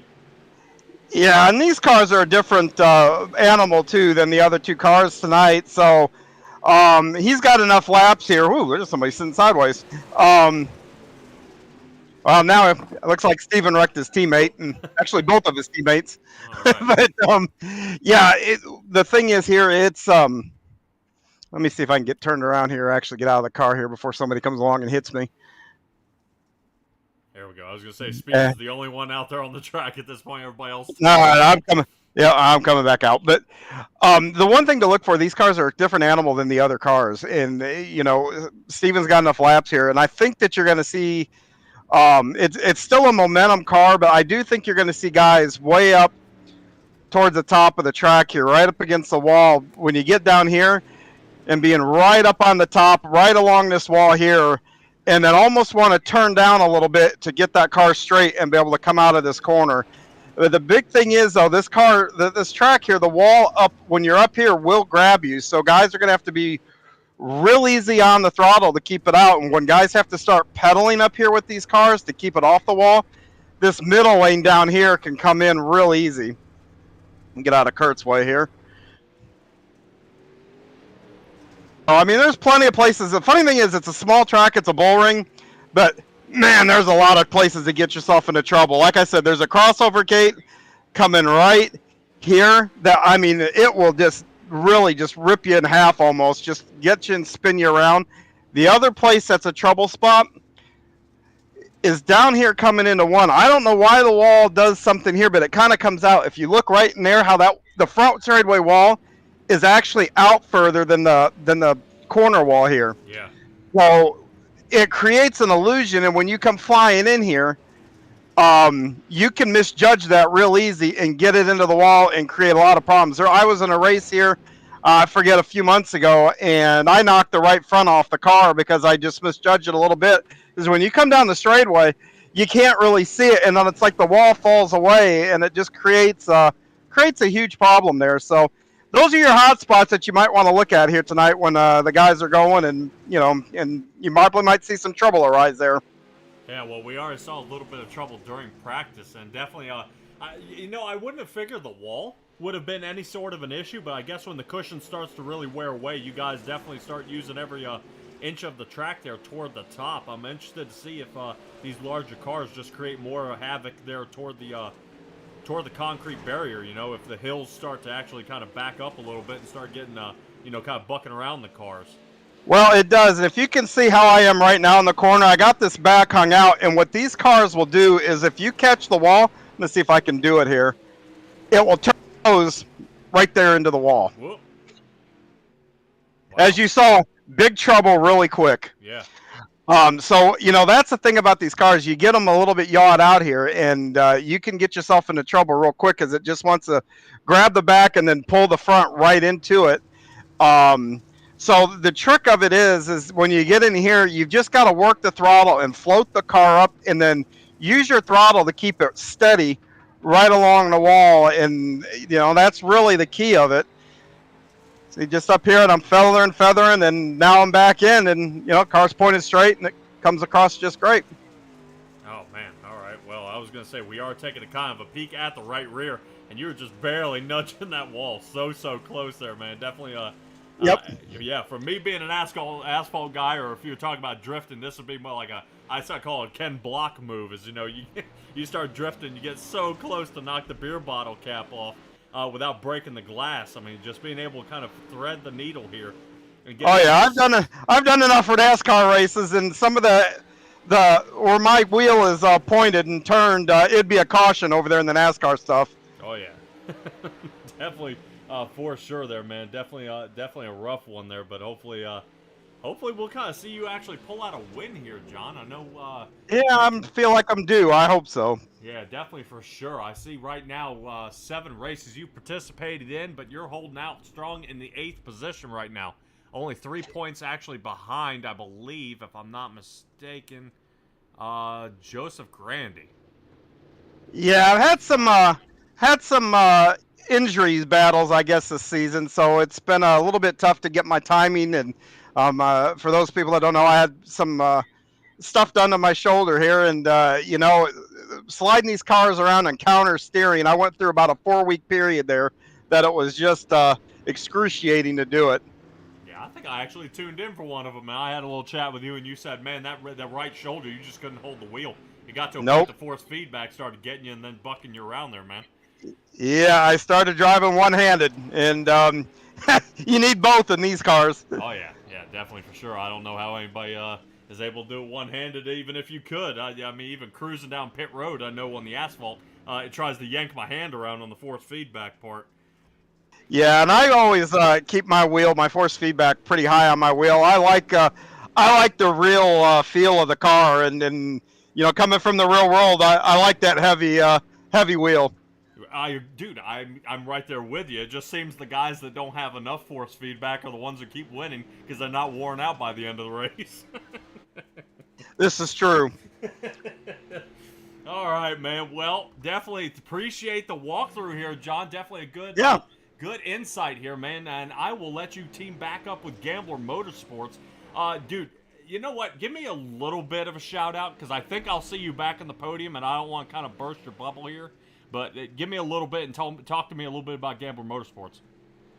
Gambler Motorsports, we're just a group of guys that like to drive in circles. And, well, I guess sometimes we get over on the road course side of things here. But it's just a good team. Really, just all of us are thrilled to be part of such a great league and everything else. And I tell you, that's one of the cool things about iRacing. You meet friends. Steven Spies is on this team. I think the two of us have known each other now for 4 or 5 years. I mean, it's incredible. So, yeah, just give a shout out to those guys. And, hey, man, I think they're rolling the qualifying. So we'll see how we start our night out, huh? All right, John. Good luck to you, bud. Yep, thank you. All right, everybody. There's John Hine in the 71. Glad he was able to hang out with us here during the warm-up here. Like I said, we were early, but, man, he really gave us a walkthrough of how this track is. Now let's see him do it.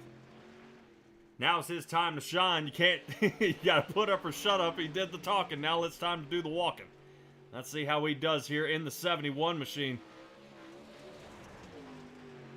Yeah, as you can see, they've scuffed up the track a little bit, so he definitely has a lot more track to work with. It's not as slick as we've seen it here in the 358s. Wow! Fast time there of 11:98. Great job there. Steven Spies almost that close. But John, one more turn here.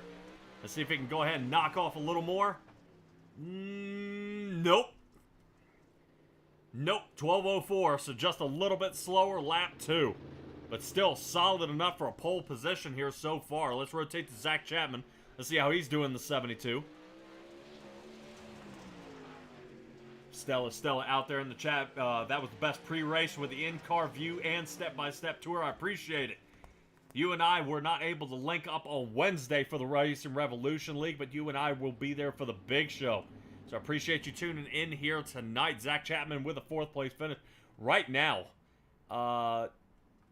this Gambler Motorsports team, if I'm not mistaken, is 1, 2, and 4 at this point.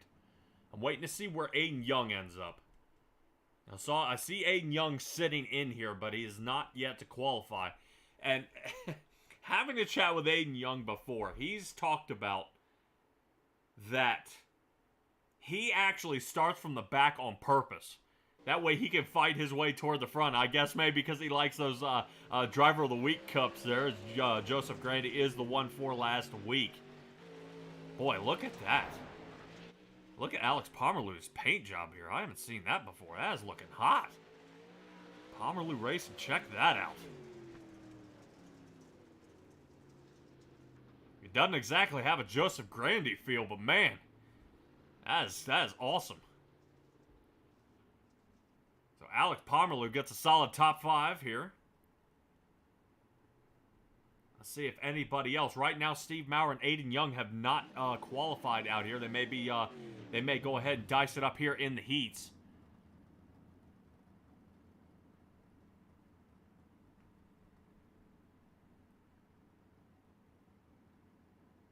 Yeah, no kidding. Yeah, Stella. Yeah, I'm living. You probably say I'm loving that, but you can see him out there. Yes, you can. And to me, I like it when the paint jobs are kind of out there, when they're they're kind of spicy. They're looking a little different out there. But that is going to do it for our qualifying session. Let's go ahead and get to our on our dirt out here for the Chip Bangers Pro Late Models here, Heat 1. Of course, you guys tune in to C2C Heat 1, of course, brought to you by Langton Mechanical. Let's see who's starting on the front here. Brandon Dittmer, Alex Pomerleau in the front row. Kurt Schatzer and John Hine. Boy, you want to talk about 2 fast guys right there. That is going to be the row right there, 3 and 4. Jeffrey Kemper starting in 5th, and it doesn't look like Steve Maurer is taking to the track in the 888.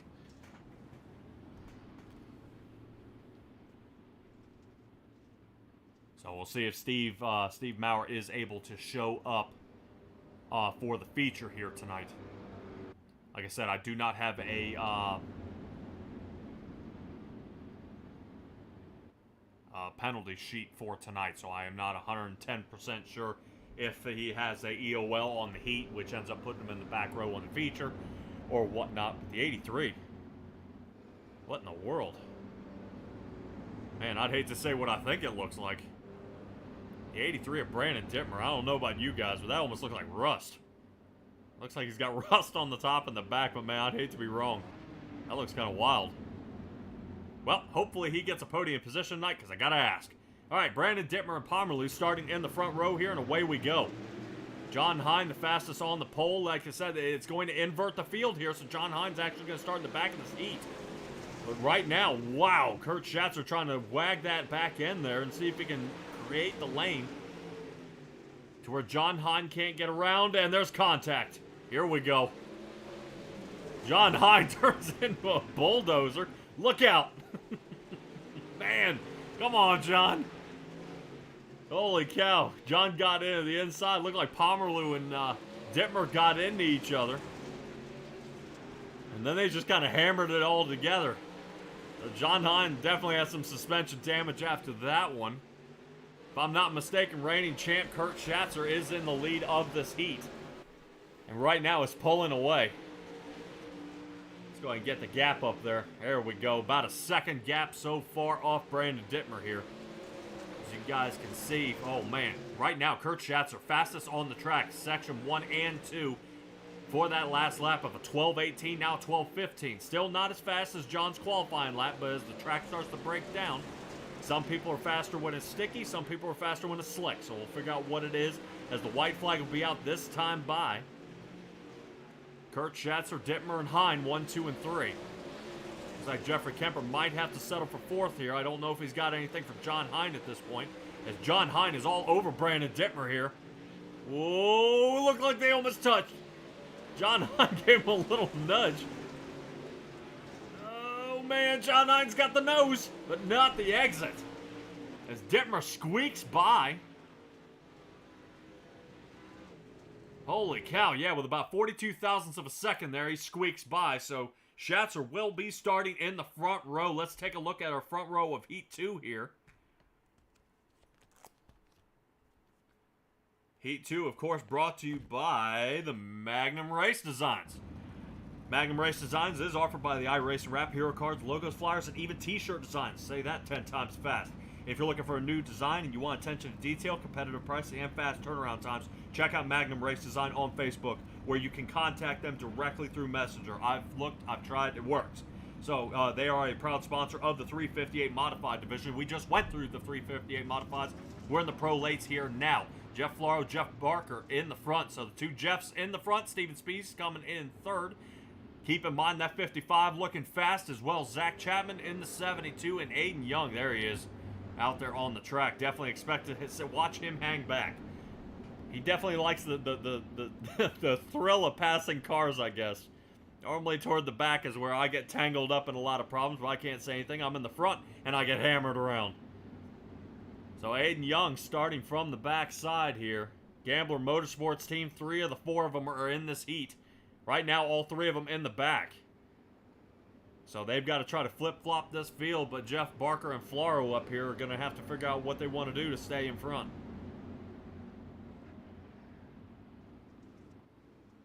Alrighty, here we go. Pace car is off. Jeff Flaro going to take us to the green flag. A little spin there as they get going. Steven Spees, look out. Gets to turn Jeff Barker there. But Jeff Barker's seen this plenty of times. Now they door each other again. Staying with these two for now as Spees is still trying to see if he can find his way around Jeff Barker.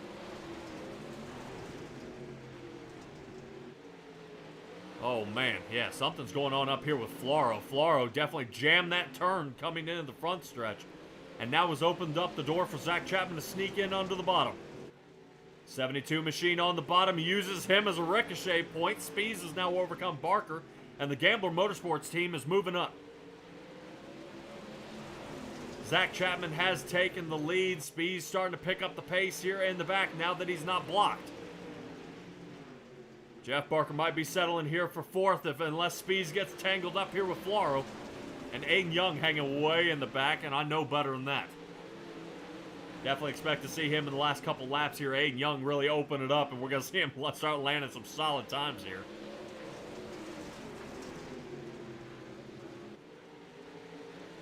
Steven Spees taking a peek on the inside of the 200, but he's only got a couple more laps. It's only going to move him up one more lane, or one more row if he can pass the 200 here, and he might want to do that. Sneaks on around here, right behind Zach Chapman. Now those two. So now it's the two Jeffs back at it. As when they were in the front row, these two will see if they can get it for the third place as the white flag is out. Checkered flag, there it is. All right, Zach Chapman, Spees, Floro, Barker, and Aiden Young.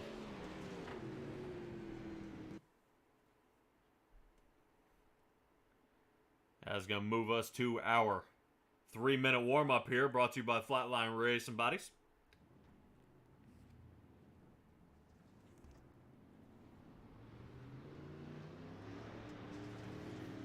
Man to watch here to me is going to be Kurt Schatzer. That's going to be a guy on the move here tonight. He's got something to prove, and I think just like John Hine, he says he's got to win. He feels it coming. Right now, Kurt Schatzer participated in 8 races and hasn't won one yet. He's got 2 at least top 5 finishes.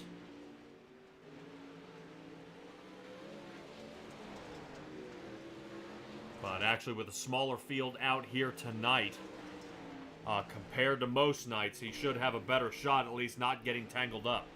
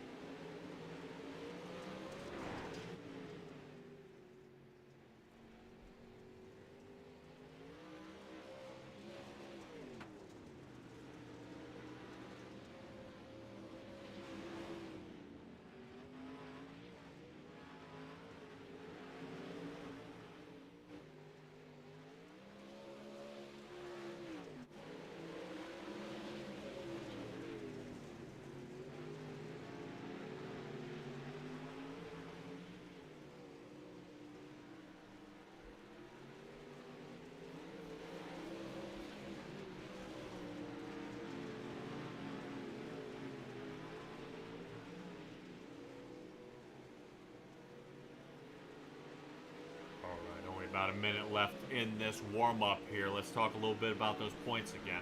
Aiden Young with 9 starts, 3 wins, and at least 8 of those are top 5 finishes. Only one time has he placed outside the top 5. So really, Aiden Young being on the move. There's a reason why he's in the lead at 711 points, and Randy Shreve sitting at that 581 mark. Definitely great job out here by Aiden Young in the 69 machine. But it's interesting to see that his philosophy is to start from the back. I mean, the very back. Like, refuses to qualify kind of back. And then battles his way all the way up to the front after everybody kind of takes each other out, which is an odd way to do it, but it works. I can't say it's not working at this point. Because I'm sure if we guys stay tuned in, we will see Aiden Young for the Xfinity Series, and he has been putting on a clinic in that league. He is absolutely demolishing the field every week, and we'll get to the points when we get to the Xfinity Series, which will be starting right after this league here.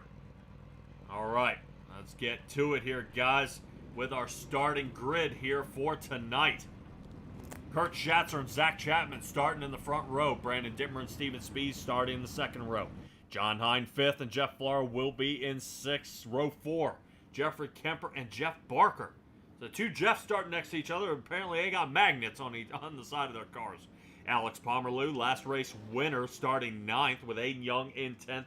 And Steve Maurer, we'll see, like I said, we'll see if he grids up here. We may only have about 10 drivers out here onto the track at this point. But right now, this man right here, like I said, 69 machine, watch him. Something tells me he's got something underneath that hood we need to know about. He's going to be on the move for sure. I mean, absolutely for certain here. going into this final dirt race of the night.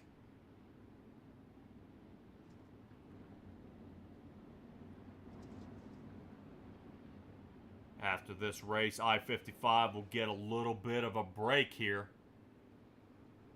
These guys next Thursday actually end up over at Cedar Lake.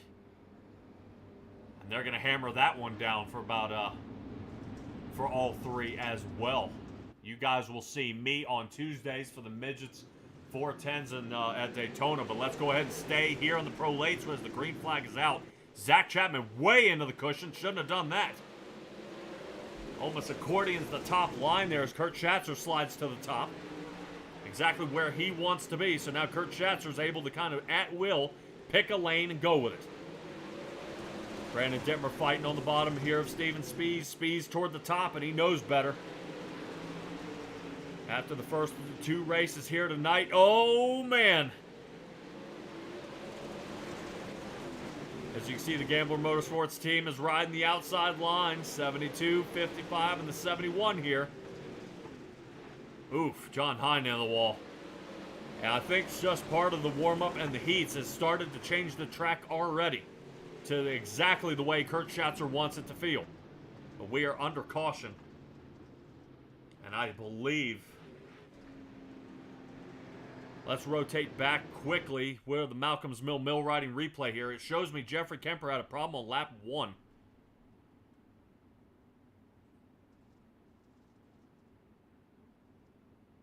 Uh-oh. Huh. Yeah, I'm not seeing too much here. Let's see, Jeff Barker is the other one. It says we had an incident here. Barker and the Bilstein toward the top. Blue and yellow colors. Oh, Pomerleau. There it is. Oh, man. That's one thing about these noses being kind of shovel-headed. That's what it'll do. Kind of scoop these guys up. Look at Aiden Young. See, that's why you don't start in the back. Oh, man.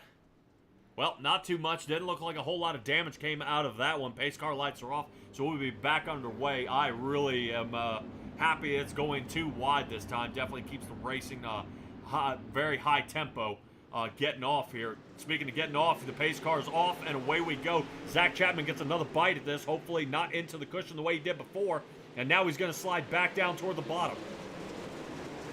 Down toward the bottom he goes. Let's see if Steven Spies opens the door for him, as he may need some room. Spies starting on the inside, sliding way high here, trying to triangulate this turn. In the 55 machine behind Zach Chapman, but no can do, not yet. They may be waiting for Kurt Schatzer to make a mistake, and a little one there as you see him nudge the wall.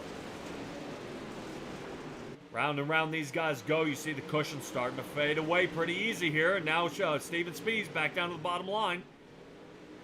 It'll be fast for a little while, and seeing that nobody else is running it, that should do it. But I believe Pomerleau is around. No caution at this point. Wow, that is actually really surprising. I was fairly certain that was going to be a mix-up there, so that is going to mess up a few cars there toward the back. Pomerleau, I don't believe we'll be able to battle back from that one. Aiden Young's about 6 seconds off. Figure one more caution, that 69 machine might be able to open it up here. But right now, Kurt Schatzer's not asking for a caution, because the more it stays green, the faster he's pulling away. Steven Spies is trying to see if he can find an edge here. Like a slight slider about a few turns ago, but didn't have it. Gambler Motorsports team all clumped up right here.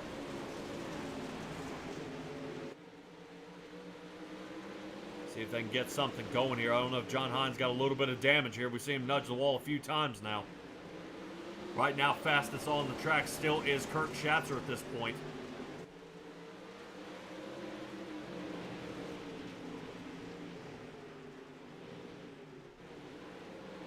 An eye on what these guys getting down the track, and you start to see once again we're single file and everybody's spread apart pretty nice, so everything should be a-okay. Zach Chapman might be getting a little pressure here from the 83 of Brandon Dittmer.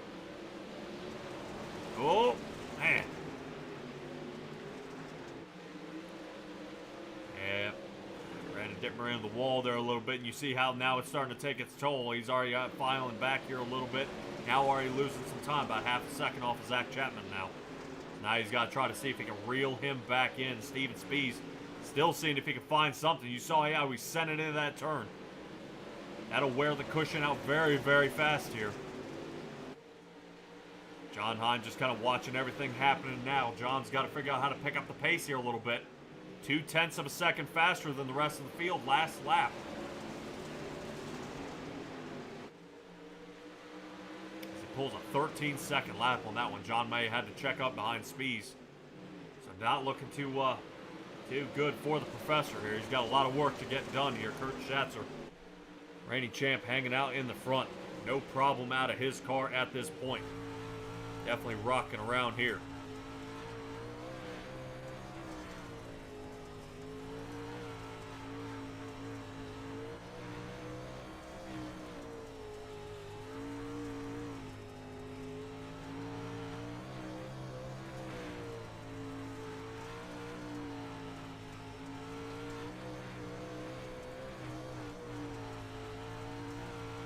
Kind of seeing him cranking around here at this point. I'm not seeing anything. It really, it almost sounds like he's not even letting out of the gas at this point as he's getting around the track.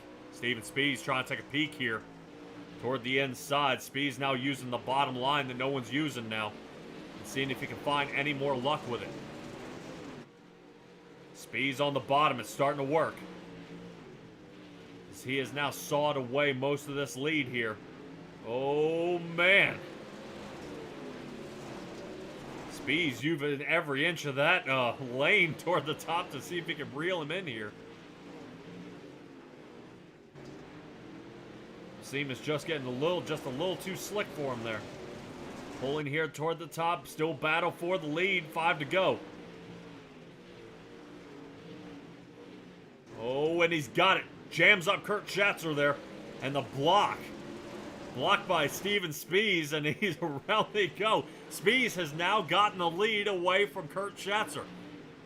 So man on the move, Steven Spees up 3 positions here so far. He's got to hold on to it. He's given up the win out of 2 races so far. He doesn't want to give this one up. He promised me he wouldn't take that bottom line after lap 8. But here we go. He's using the bottom line now and it's working. Spees is about to run into some lap traffic here of Jeff Floro in the 200 car. White flag at the line. Here we go. Come on. Let's see what Jeff Floro does. Spees may be over the radio kind of telling him, hey, hang your line or rotate toward the top for me here, bud. And he does. Floro toward the top, allowing Spees to get around. Schatzer's full send.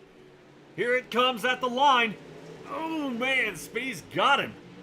Spees finally with a win here tonight. Kurt Schatzer comes second, John Hine third, and Zach Chapman in fourth. Brandon Dittmer coming in the 5th position, Jeff Barker in the 6th, Aiden Young 7th. 8th is Alex Pomerleau, and 9 is Jeffrey Kemper. Jeff Floro, we saw him end up a lap down there, right there toward the end, coming in the 10th position, and Mr. Steve Maurer did not grid here tonight. Good racing by all our drivers out here for the Pro Late Models. We're going to go ahead and drum up all our guys here and get ready for some asphalt. But first, I want to talk to all these guys. Definitely a good run here so far. I know John will be excited to have a little chat with me again.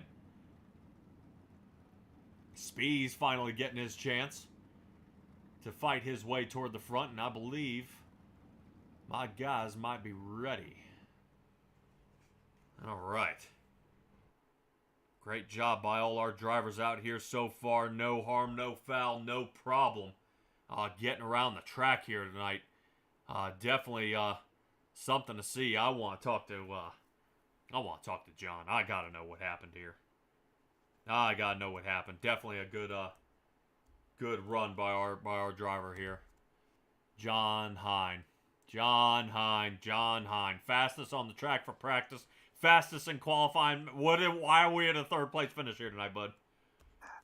Just started in the back and mid-pack and had to work my way through. And then Steven and Kurt were pretty good here tonight. And it's just track position. I got into Steven a little bit. He got into the wall and I got in the back of him. And I don't know if I had damage or not. I didn't feel like it, but those guys were just a little quicker there through the middle of that race, and it started coming to me. Once the track got slick, I started slowly reeling those guys back in, but I ran out of time. But that's all right. 2 out of 3 Gambler drivers in the podium, and better yet, 2 out of 3 Missouri guys. So kind of a home track for us. So we did a state proud, I hope.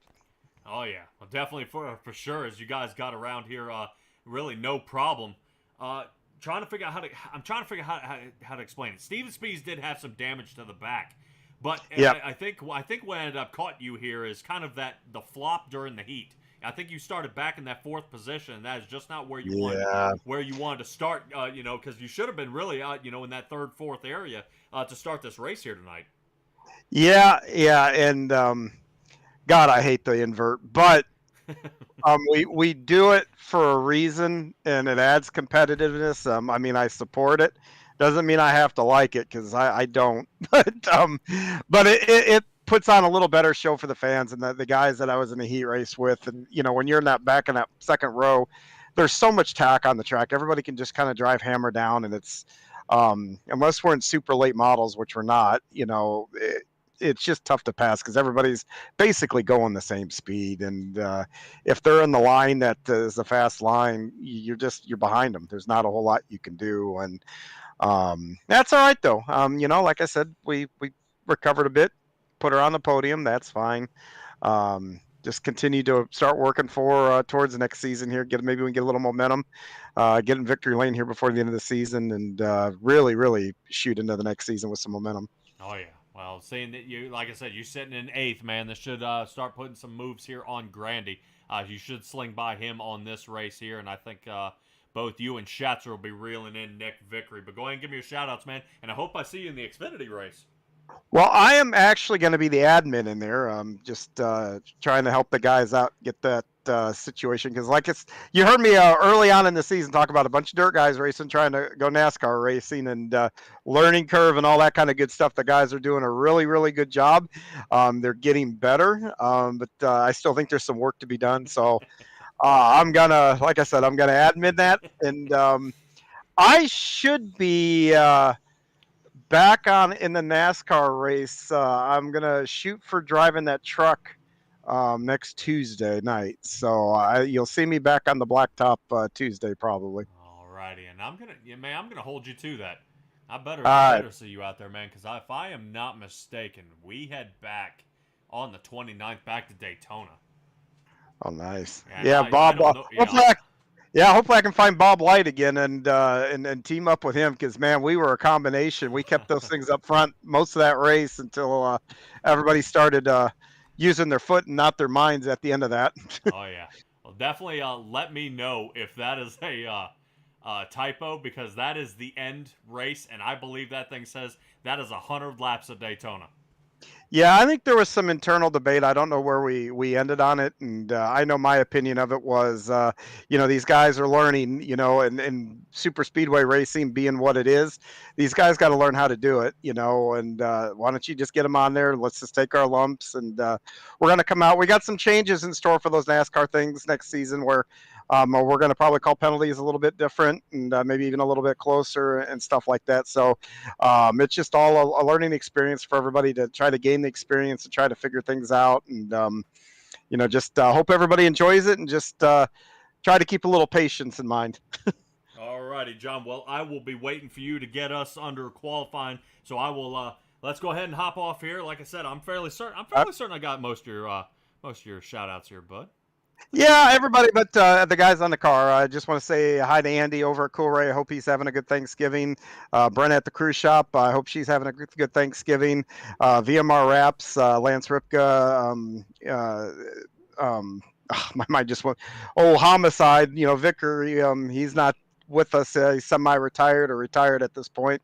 Hope they're having a good Thanksgiving, and my Gambler teammates, and most of all, my wife. It's a holiday, and she's not said a word to me about coming on here, so consider myself a lucky man. So some find that good, some get nervous. Yep. So gotta say hi to Renata and tell her I love her, and I'll be done with this soon. All righty, John Hine, the professor, bud. Good job tonight. I'll catch up with you at Charlotte. Yes, sir. All right, everybody, there's John Hine for our third place finisher. That rotates us to second. Oh, boy. Man, what a race. Kurt Schatzer, dude, talk to me about this race here tonight. I thought this was in the bag. Yeah, Patrick, I did too there, but Steven, he crept up on me and got me. Yeah. Now, I don't know if you've been paying attention a little bit into the broadcast here a little bit. Steven Spies has lost every race here tonight because he's taken the low line. It didn't work out. He kept losing, and here he is beating you out here, bud. Could you have done anything different to hold him off? Stayed out of the wall a couple times there when he was making some gains on me, and he put the pressure on me, and I caught the wall a few times. I knew the bottom was going to come in at some point there in practice. I was trying it, so I knew it was going to come in. I just didn't know when, and I was already committed to the top there. I didn't know. I didn't want to leave it and have him go around me. So yeah, definitely, it was a hard shooting out there, man. At I-55, definitely that banking. The top seems to be the winning line, but not in this one, man. Definitely a hard shoot out there, trying to make things happen. Getting around the track here. I just don't know. I think you were kind of hoping a little bit for the 200 to jam him up a little more. That way you kind of had another shot at it, man. But definitely, I just don't know. I just don't know, man. Yeah, the lap car made it interesting there. I thought I might have had a run on him there in that last turn, but Steven knew how to make his car pretty wide there coming out of 4. All right, man. I think Cedar Lake, if I'm not mistaken, last time I looked, Cedar Lake is where you guys are for the next round starting on December 1st for the Pro Lates. How confident are you feeling with that track? Yeah, it's a good track there. I get around there pretty good, so I don't know. We'll have to see how I feel that night, and hopefully everything works out for us. All right, Kurt Schatzer, great job tonight here, bud. Sorry it was a second place finish. I'd love to see you win this one, man, but tonight was not your night. Fantastic, though. Go ahead and give me a shout-outs here, bud. Yeah, everybody on the team are Hammer Down Racing, Brandon Templeton, Brian Dickens, Joe Halter. They're a great group of guys to hang out with here and race every week. The sponsors, Dirt Track Bank, they do a lot to help racers all around the country. Got Your Six Racing Network, and Joe over there. VMR E-Wraps, Schatzer Roofing. Everybody watching at home, you doing the broadcast, and Roger and Preston for putting us on. Alrighty, Kurt Schatzer, man, I can't wait. I'm waiting to see you get a win here, bud. I'm in your corner. I got to see it happen before the end of the season. So you got a couple more races. So keep trying here, bud. All right, we'll do. Thank you. All right, everybody. There's Kurt Schatzer. Hopefully he's able to kind of square this one away here a little bit. Definitely tough running for him. Not exactly in the best spot for that for the completion of that. But we finally get race winner here tonight, ending up in the Coolray Heating and Air Conditioning victory lane. Coolray is proud of their reputation of providing excellent cooling, heating, and plumbing, and the electrical service to homeowners and business in Georgia. Their mission is to continue building long-lasting relationships with their customers through their winning spirit and commitment to 100% satisfaction guaranteed. I'm sure somebody with 100% satisfaction guaranteed at this point is Steven Spies, who finally... yeah, man, we talked about not taking the low line, but it worked this time. Yeah, we just had to turn the strategy around this time. You know, I felt like we were kind of running the same laps on the top. I wasn't really gaining, I wasn't losing, and figured the only thing I could do was try where he wasn't, and we got it to work. So, you know, I finally sealed the deal tonight. Yeah, well, we discussed a little bit saying, you know, after 8 laps, you're going to rotate to the top. This time you waited for the last 8 laps and went to the bottom, and that was really a beautiful move. Picked up the time, were able to complete that slide job in front of him and kind of squeeze him there right at the end. But I would want to ask, how nervous were you coming up on Jeff Florell? Yeah, I wasn't sure where he was going to be. He was kind of running the line I wanted, and you know, he doesn't necessarily have to move out of the way or anything. So I was trying to decide if I needed to jump up top. But but I knew it was going to be close, that we were going to be catching him right there at the end. So, it's always nerve-wracking. You just kind of try to watch what they're doing and hope that if you're coming up on somebody, they don't make any drastic changes to how they're driving. But he kind of jumped up out of the way and let me keep my line. But I think Kurt was kind of catching me right there as I was being a little cautious. But it was close to the end. Figured I didn't need to overdo anything and get into trouble. So, thrilled to make that work. And, hopefully it was a good show. It was fun to race with Kurt like that. And it's always good whenever you're chasing somebody down and, pushing. I really had a grip on the wheel. I'm kind of worn out after that one. All right, well, assuming I won't see you for the Xfinity race then, bud, and I think you got a wife in bed, so go ahead and give me your shout-outs, man. Let's wrap this up. I've talked to you enough tonight. Yep. Shout out. Glad everybody showed up here on Thanksgiving from the Gambler team and got to run. You didn't get to talk to Aiden, but he's definitely under the weather. So, glad that he came out and hung out with us a little bit, even though he's not feeling well. And, again, just reiterate, hope everybody here in the U.S. had a great time with family or friends today and got some well-deserved rest and enjoys the rest of the long weekend. I always like to give a shout out to the folks that either watch us live. We appreciate you doing that, or come back and catch it later. Thanks again for supporting us in the league. Alrighty, Steven Spees. I'm sure everybody appreciates listening to your shout outs, man. I love them, man. They're always awesome. All right. Thanks. Steven Spees in the 55, everybody. He really got a win here tonight.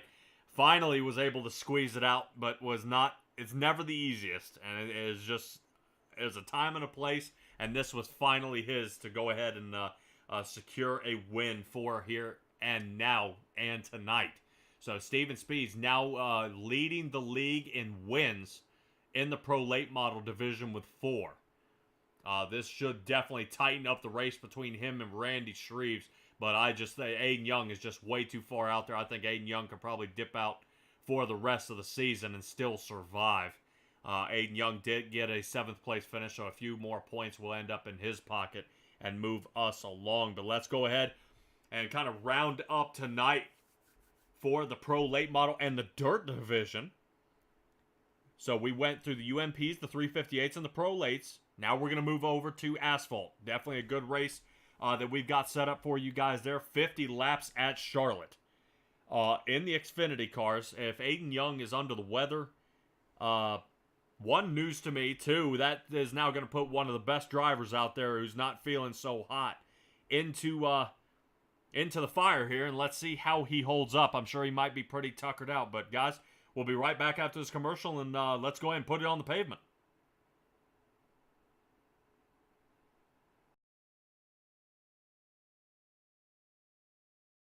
Good day, everyone.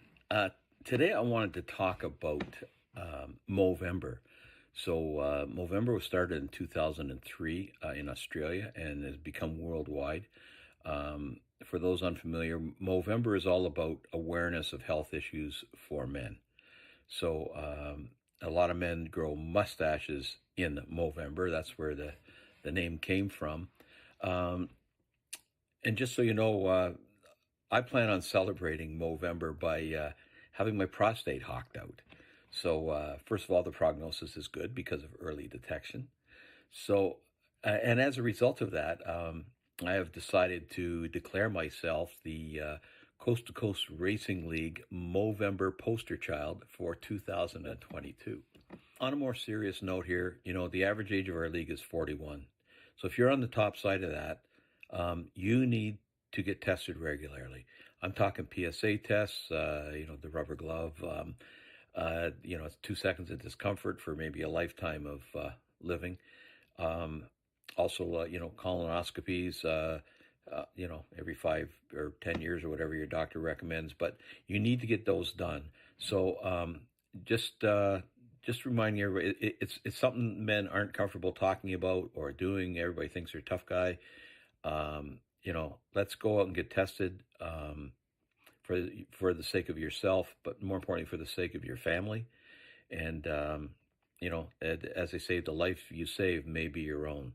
So we're all in this together, guys. Reach out. You can reach out to me, or more importantly, reach out to your doctor.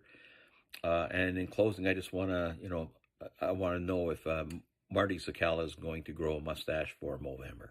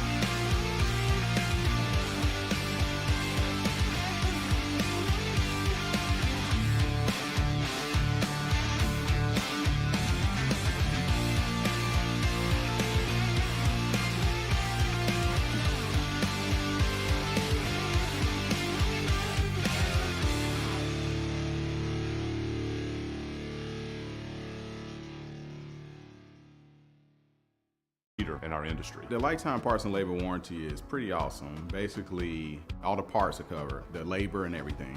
When we say lifetime, we mean lifetime, and it's supported with money-back guarantees. And with that, you're getting all qualified technicians that are going to ensure that this job is done perfectly and operates perfectly throughout the life of the unit.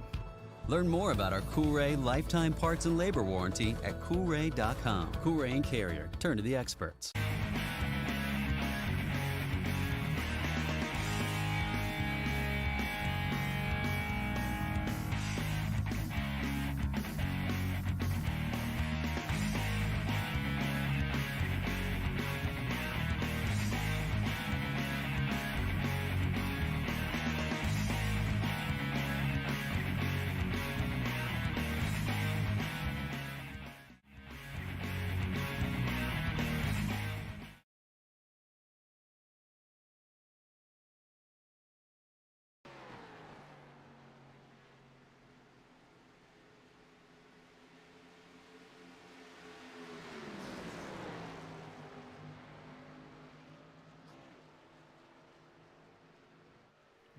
Alrighty, welcome back, everybody. I'm so glad you guys have stuck around for so long, as we're seeing, unfortunately, one of these guys getting turned around as we speak, right in the middle of the track. I believe that was the 96 Jackson Lomax there. Looks like he might have gotten smoked out on that turn. But we'll go ahead and keep on to some of the fast drivers out here. Christopher Berger out here in the number 2 car. Kyle Moonen out here with one of the faster times. I hope that's not how he's doing it. I think we saw a little bit of driving like that on Tuesday. So hopefully we'll be able to see a little bit cleaner driving for sure out of some of these other drivers. But we are at Charlotte. 1.5 miles, everybody. This is going to be one of my favorite tracks here tonight, especially going into the tunnel turn. And the tunnel turn is where it's going to be. Back and forth these guys are going to go trying to fight the car from riding up into the wall coming out of turn 4. As you kind of see right here, everybody the car really tightens up, and as it tightens up, it slings up the track and really starts taking out a lot of drivers. So let's take a peek here as these guys are going to go ahead and get underway as soon as we can. Let's take a look at what we've got onto the track. 50 laps, 2 faster pairs, unlimited tires, and 50% fuel limit. That's going to be your big one there, is the 50% fuel limit. Where they're going to be is it's going to kind of dial in where they are going to have to pit. You know, you can get away with not doing tires or things like that, but that track temperature there on the bottom showing you about that 112 mark, that's going to be great for tires, but right after about that 10 to 15 laps, these tires are going to slick up, and that's where they're going to start sliding around. Unfortunately, I do not see Mr. Aiden Young locked and loaded here tonight, which is actually really good news for our points leader. That is not Aiden Young. Zach Chapman is actually the leader here, and anybody right now, 4th place and up, does not have a win. Zach Chapman is leading with 280. Aiden Young at 269. Brandon Ish Canyon in 3rd with 246. And Bob DeGood with 242. Dan McLaren comes in the 5th position with 2 wins out of the 2 races he's been here and is sitting 5th. So just goes to show you kind of a consistency deal showing up here. This also brought to you by the Race Against Childhood Cancer Xfinity League Series. We're taking a look here at Christopher Berger coming out for his qualifying lap. Let's see what he's got for us on the show here tonight at Charlotte Motor Speedway. Oh man, they're already drifting out of that turn. That is not what you want to be doing here. We'll kind of take a peek here at some of our salty dogs here tonight. I know a lot of them definitely enjoy coming out here for the Asphalt League. From what I'm seeing so far, I've got 7. So, Gold Dog Bone on the line here tonight. Roger Craig won it on Tuesday. He may be trying to go for a 2 for 2 this week. We'll see if the 747 has anything for us out there so far.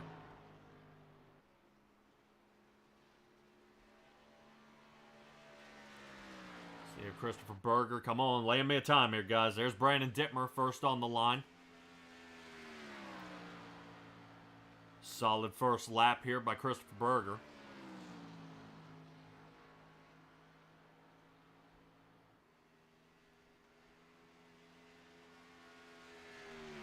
Steven Bixler. Hopefully he gets a better turnaround here tonight. I know he's kind of toward the back of the field, and he gets collected in a lot of accidents, so hopefully he's able to kind of turn that one around and save his night here tonight. Roger Craig. That should be him here in this 747 machine. Come on, Roger. Land me a solid time here, bud.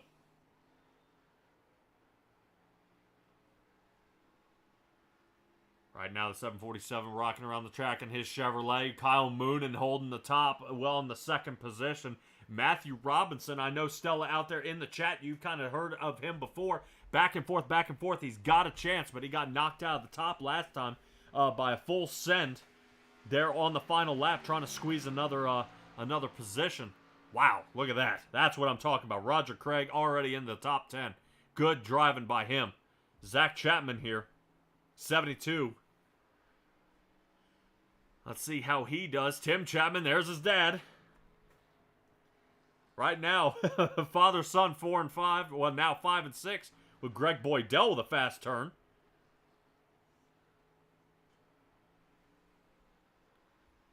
Good job by everybody out here. Let's see how Roger Craig. Ooh, nope. All right, he's down. Let's see if Zach Chapman can get me any faster. 31:13 is his fastest time. He ran a 31:14. So close for the number 72. Couple other drivers out there. Look like it's kind of wrapping up here. Not too shabby for a Thanksgiving night run here. Right now I'm showing 19 drivers locked and loaded, but we'll see if any of them can drive here tonight. Jackson Lomax and Brandon Ishkanyon have yet to take to the track. Also keep in mind we're taking a peek at that screen. Second largest at a racetrack. I believe the biggest one now is in Texas. Of course, everything's bigger in Texas. Can't have it all. But Charlotte is also one of the first tracks to actually have nighttime night races. They've actually installed lights and were the first track to do so.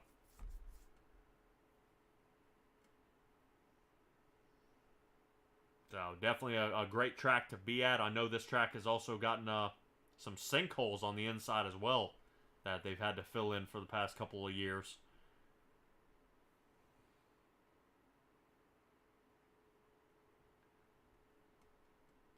All right, now I think that may do it. I don't see anybody else coming out onto the track at this point.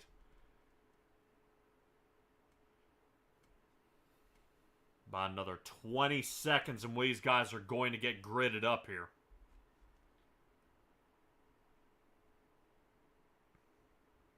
Definitely once again appreciate you guys showing up here at SimTraX Broadcasting or the Coast2Coast Racing Network, whichever you're tuned into. Don't forget to like, subscribe, comment, tell me what you guys think. And over in the chat, I'm watching you guys, so I know you're there.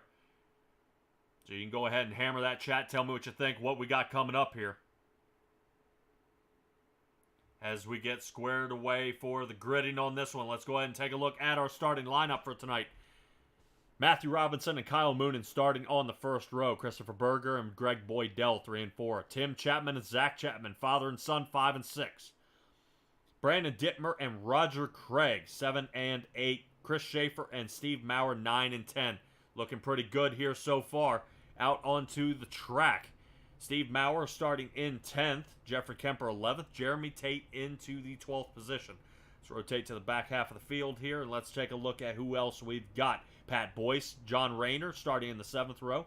8th row will be Steven Bixler and Joseph Canellis into the 16th. Bill Calder starting in the 17th. 18th is Brandon Ishkanyon and Jackson Lomax starting 19th. Like I said, unknown at this point if there is any kind of a penalties dispatched here tonight, or if any of these guys are serving it. But we'll keep our eye out on most of these drivers here so far and see what they've got here for us. We'll see these guys grid up and get taken off here momentarily.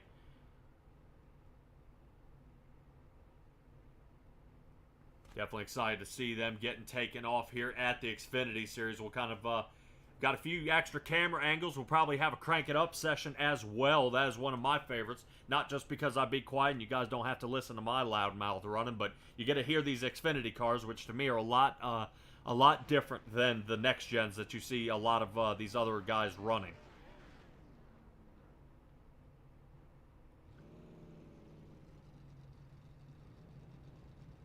Alrighty. Pace car should be getting ready to pull off here momentarily, and then we'll be ready to go.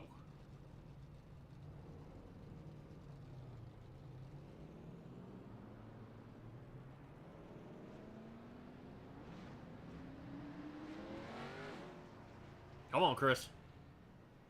There you go. Alrighty. This gives you a good little peek at everybody's paint jobs out here tonight. Alright.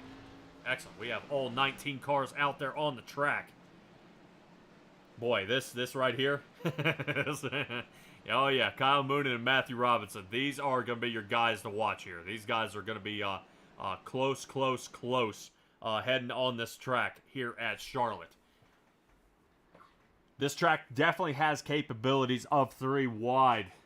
I would not recommend it, not at all, especially on the turns. Definitely down the front stretch you'll see it, but it is going to be a squeeze coming into that tunnel turn. A lot of these guys are going to be really puckered up, hoping nothing goes wrong. but we're going to go ahead and take a peek at it. Yeah, you see I'm kind of stacking up now. I believe last time I was here, we had over 30 some odd cars here. Guys, if you're looking to join this NASCAR run, Travis Piercefield will be with you guys next season. You'll have me the rest of the remainder of this season. I believe it's Travis Piercefield. We'll have the Xfinity Series next season on a Thursday. Kind of rocking it up. They're kind of looking into it, but unsure at this point. Like I said, Coast to Coast has a lot of irons in the fire, but right now they've got one thing going, and it's a green flag here at Charlotte. Away they go. Kyle Moonen on the outside, dialing in behind Matthew Robinson, who has the restart power here, and he pulls away. Now starting to put distance on the rest of the field. Already getting a plenty of distance here from Christopher Berger. Christopher Berger about half second off the lead here in that number 2 car. As these guys dial it up for this first lap here. Man, definitely fast. These guys are wasting no time at this point getting separated from the rest of the field. Right now, battle for the lead is Kyle Moonen toward the outside. Definitely toward the outside of the 15 Toyota there. Let's see if that 24 Chevrolet can hold up.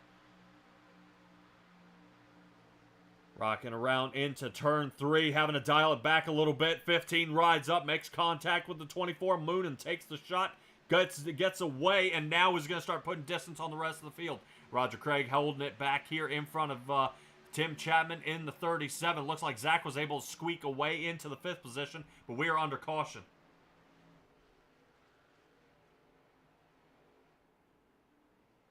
It looks like John Rayner and Pat Boyce are into it.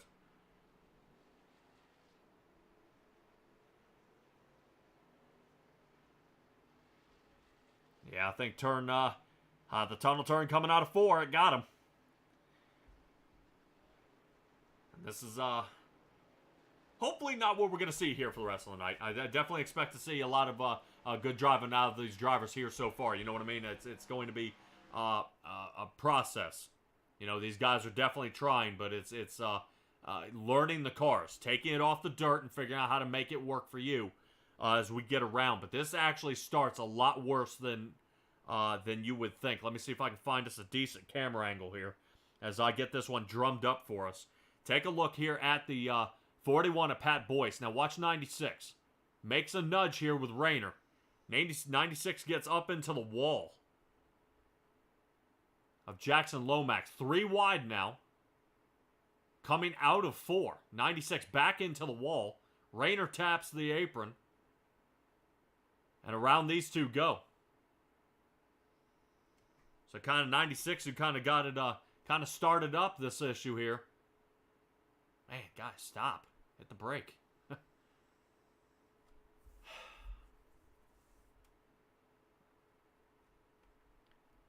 Yeah, it looks like 41 kind of stays into the gas and kind of takes him out once again, you know, for another shot there. Definitely going to take a look at it from the top angle. And actually, let's kind of see full speed kind of what ended up happening per the line. Because it definitely got mixed up here during the run. So we're seeing this before. 96 goes up. Rayner into the wall. 41 slides up, has a lot of speed. Collects him. Point.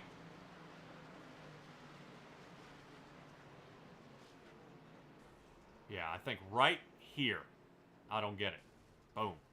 So, it's going to be what it's going to be. These two guys bumping and banging the entire way down the track. That's what's going to happen. John Rayner with a massive amount of damage to the front end of his race car here. As you see, the entire front clip is missing. Of course, that brings out the caution as you see that passing the pace car, getting back around. Fortunately, there's a fast repair, so these guys will have another shot to go ahead and get that one squared back away here, unfortunately. For most of these drivers out here, that's just not the case.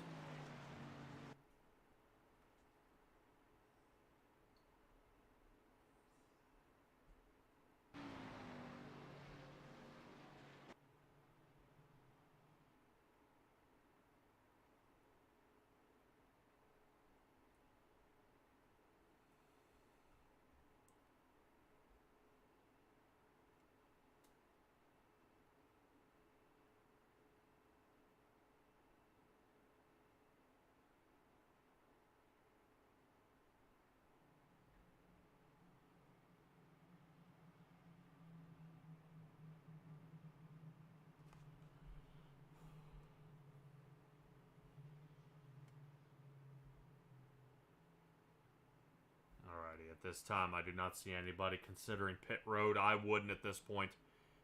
Might be kind of suicide to head down pit road so early. Seeing that there may be more tangle ups there toward the back, inside line, Bill Calder gonna make up that gap here. Definitely good driving by everybody. I'm expecting to see actually the 37 of Tim Chapman. I'd like to see him up in a top 3 position. I think he's due. Brandon Ishkanyon starting actually from way in the back up to 11th position in the 19. We see him there.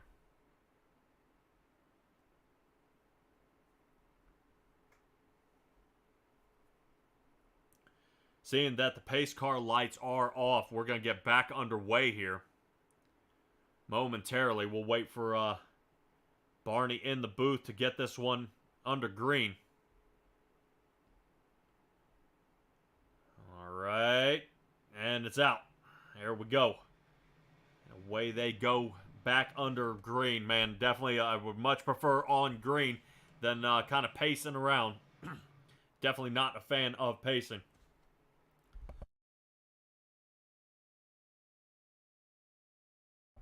Man, back under caution. Looks like around the area of Brandon Ishkanyon. I don't know if something happened back there between him and Joseph Canellis, who seems to be down onto the infield.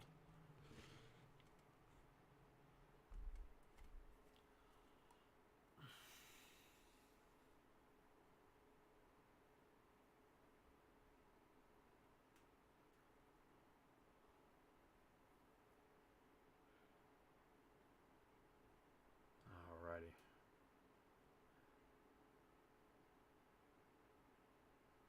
What the hell is that doing there?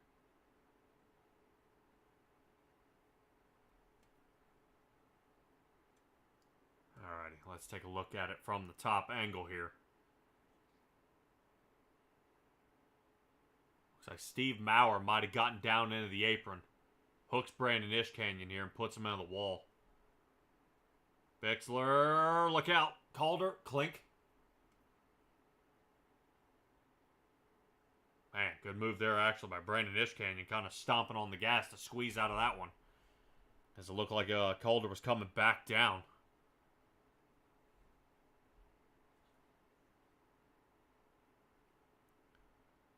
Definitely want to kind of wheel it back here just a little bit and see if we can find somebody that seemed to survive this whole thing.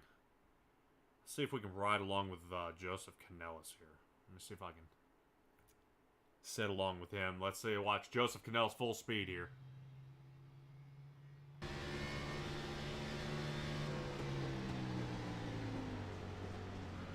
Man. Talk about threading the needle there. Yeah, great job there by Joseph Canellis here. Really kind of showing that artwork there of him of his wreck avoidance. Definitely making a good showing here tonight. Hopefully he will continue to prove himself the rest of this night here.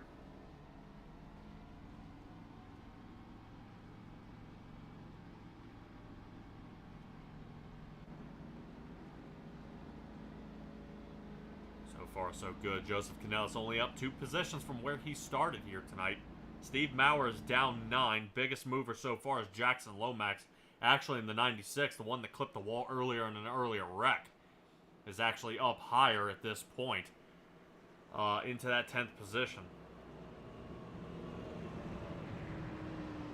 So right now, this field is just about as flooded as it can get with Chevrolets here tonight. Let's take a look at our logos.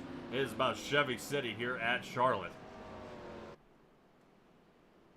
2 Fords meet us here, and only about 5 Toyotas. The rest are Chevys. That is definitely something to see here. I would like to see Matthew Robinson shows us week in and week out that Toyota can prove itself fast each and every week. But we'll have to see if Matthew Robinson's got anything here for Kyle Moonen in the Sundrop car.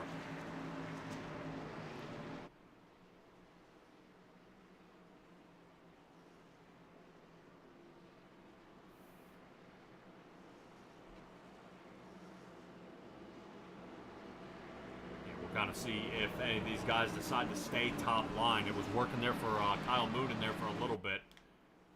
There toward the top line. Definitely a lot more fuel savings and tire wear staying top side, and you're not, risking that issue of bumping the bottom of the apron that we've seen happen not once but twice here so far, causing some problems. So, Kyle Moon and Matthew Robinson, Zach Chapman, Christopher Berger, and Roger Craig, 1, 2, 3, 4, and 5. Greg Boydell will be on the inside of Roger Craig here. So we'll see how these guys get back going here. Back under green. Definitely should be a good showing here. We'll have a crank it up session if we can keep her solid green for a good little bit. Get this one back underway as Kyle Moonen's going to have it here at the green flag. Great restart there. Got to be careful not to change that line. Before the line, he makes that move toward the top side to get the drop in, and that's exactly what you want to do. Let the turn come to you, and he'll actually steer the car in, and Kyle Moon is showing how it's done. Now making separation with the field here as he pulls away. Only by about a tenth of a second as Matthew Robinson into the aerodynamics, and he's catching him. Like a magnet, he's pulling him in at this point. 15 catching the 24, but not by much. Only about a half a car length, as it looks like we got somebody in the wall back here. Looks like Chris Schaefer is into the wall. Heavy damage right side of that car. Chris Schaefer now all the way back to the 15th position. I've done it before, and that is going to be absolutely detrimental to the rest of his night here if he can't get this thing fixed or if we're back under caution. He's got to get that thing squared back away and back toward the front. Let's rotate back toward the front as we talk about that. Between the battle between Roger Craig, Boydell, and Dittmer here, these three guys are the closest here on the track. Seeing if they can duke it out here. Does Greg Boydell kind of follow behind another salty dog, or does he push him out of the way? 83 got a good solid roll toward the front.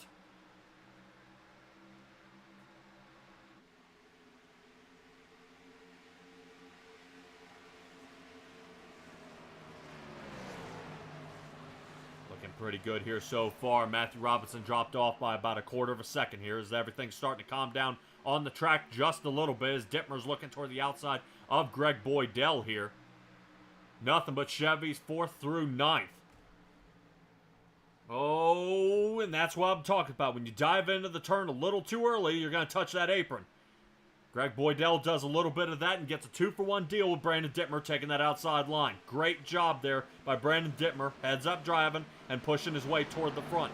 Zach Chapman, our points leader, sitting right now in 4th, trying to see if he can run down Berger. But he's got about 0.3 of a second, so we'll rotate farther back here in the field and see how everybody else is doing. Brandon Ishkanyon sitting in 13th, and you see him weaving around the 75 car. And it looks like Steven Bixler is trying to kind of cut him off there. I don't know if Brandon Ishkanyon is trying to push some of these guys around or what, but he's now up to the 12th position, really on a roll here. Seeing driving like this, and normally what you end up doing is frying your tires off, really getting on it, or is he just fast, a lot faster than some of these other guys, definitely expecting a caution here. But Brandon Ishkanyon up to that 12th position, trying to roll in Joseph Canellis. Let's see how Chris Schaefer's doing, back here in the 15th, still losing a few spots now. As now Jeremy Tate's starting to reel him in. I believe Steve Maurer may have been a little tangled up earlier in the race. And then we got Bill Calder. It's back there in the 325. Still making a good showing here. Whoop. Come on, Steve. There we go. All right. Jackson Lomax here toward the front. Looks like we got a squeeze here for the lead. I think Matthew Robinson is taking a peek. High line is where he's going to do it. Good move. Here it comes. Matthew Robinson on the outside. He'll have the turn exit speed, does he? I thought he did, but he did not. He may have had to check up a little bit to keep off that wall. Does he cross him back up and take it back low? Kyle Moonen blocks high, and he gets it. No caution at this point. Kyle Moonen was into the wall, facing the other way.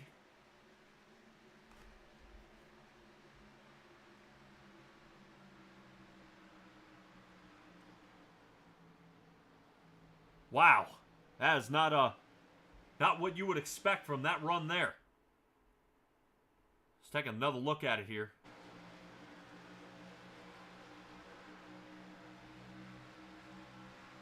from this top angle. Now he's got the run. Oh man, yeah, 15 just 24 just wasn't fast enough.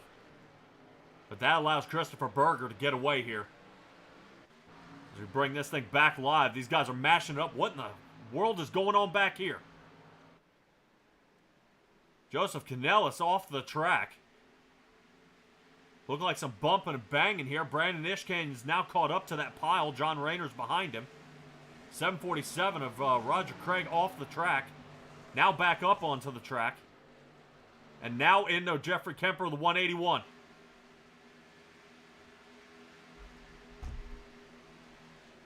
Looked like Roger Craig came down on the 181 of Jeffrey Kemper and Brandon Ishkanyan. Caution is not out. I'm not quite sure. That was a 3-car pile up here.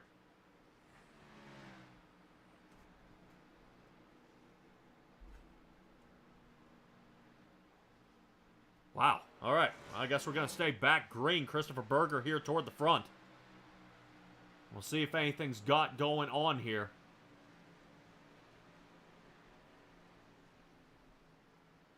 Right now, Zach Chapman finally getting that break he was looking for with Kyle Moonen and Matthew Robinson bumping and banging each other out of contention here.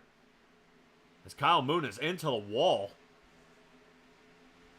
Coming out of 2. So Kyle Moonen might have some flat spots in those tires after that slide. Definitely starting to take effect now. Matthew Robinson's got some aerodynamic damage to the front of his car. Still see the smoke settling down from the wreck that was heading down pit road. Brandon Ishkanyan is down pit at this point. Roger Craig and Jeffrey Kemper are as well. Hopefully they will be able to capitalize on this. If you take a faster pair of 4 tires and back out there, they may be able to salvage this race here. 72 is Zach Chapman looking toward the inside here of Berger for the lead. Let's get a closer shot here of these two guys. You see Zach Chapman taking the much more aggressive line here toward the inside, sliding around him. Man, 72 not riding up the track to get into the turn there. Brake checks Christopher Berger there, and now Berger's having to dial in behind him. So new race leader, Zach Chapman, up 5 positions here, now into the lead. Oof, nudge there. Christopher Berger not happy about that pass, apparently, as they get around this track.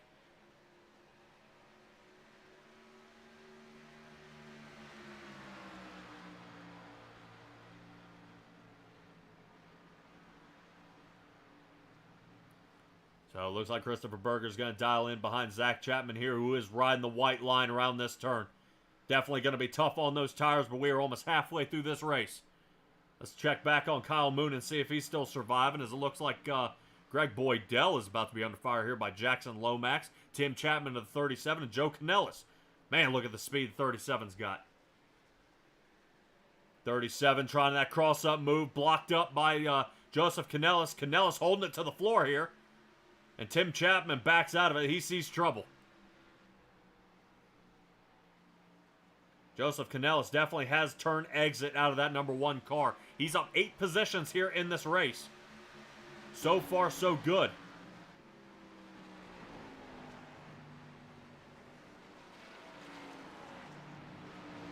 Definitely interesting rotation here. Canellis toward the inside.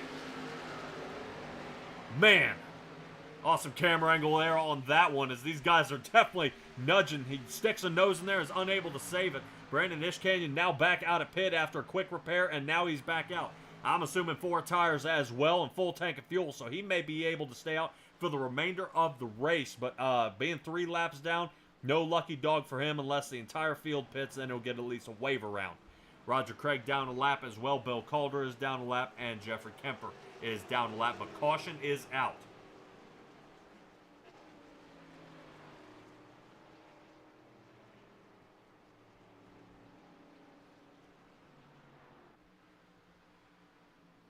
See if we can kind of run down our caution here and figure out what in the world happened.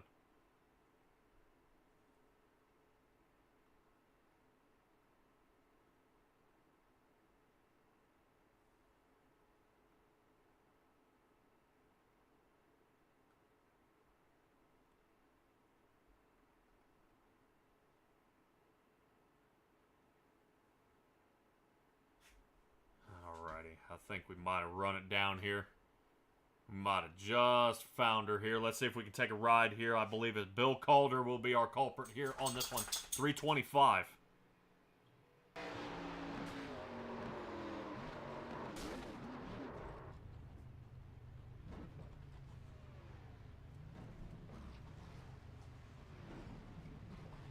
Yeah, looks like a quick little spin out there. Only a one vehicle wreck here, so nobody else is involved, which is always good. Come on.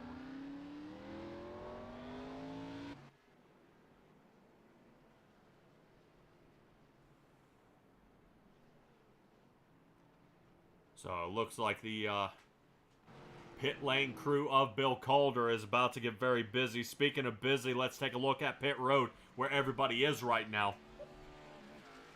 Pit, and they gotta hurry up. It looks like first man off the rack is going to be Zach Chapman into the lead. Christopher Berger very, very close getting out of there. Kyle Moonen, I'm sure squaring away some of that damage and a fresh set of tires he'll be happy about.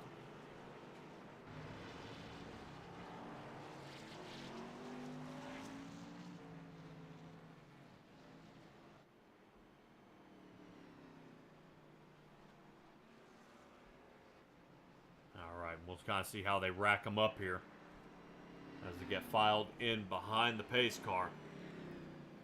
Just seems not to be Brandon Ishcanyon's night here. He's kind of gotten smoked out a few times during this race. Sometimes we have those, sometimes it happens. Sitting right now on that 2 laps down here.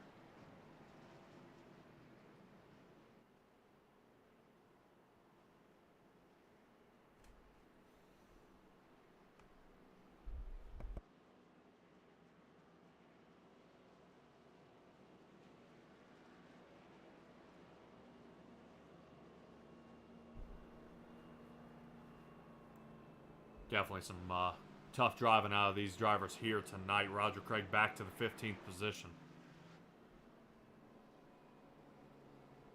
Hopefully we'll kind of see his battle here, if he can fight his way back toward the front.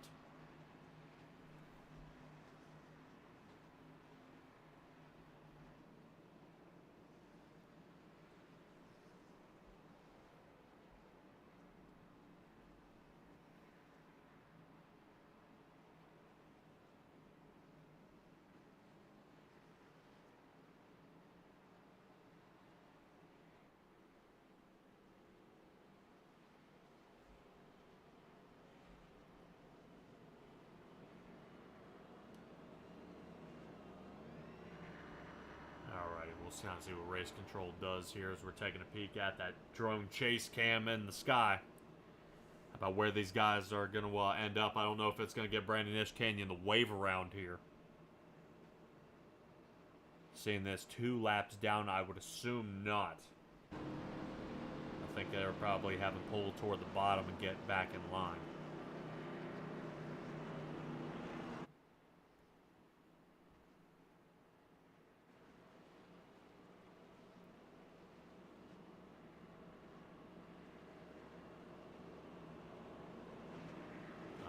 Pace, caution flag is in the air.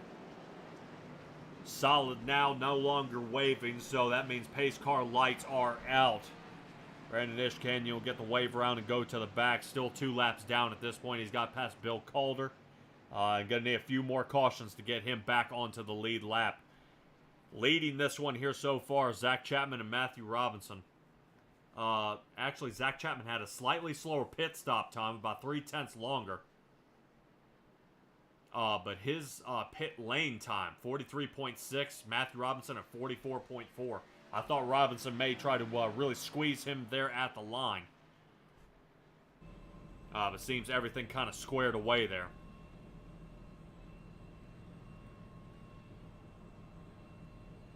Zach Chapman looks like he's got Cartman on his face.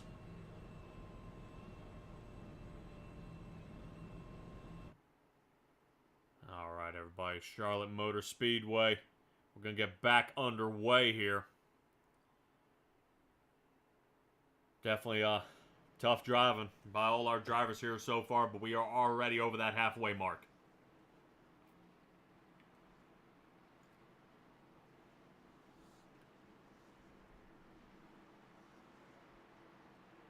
Definitely looking good here so far. Zach Chapman going to take us to the green flag. Matthew Robinson, Kyle Moonen, Berger, and Brandon Dittmer right now 1 through 5, and we're off.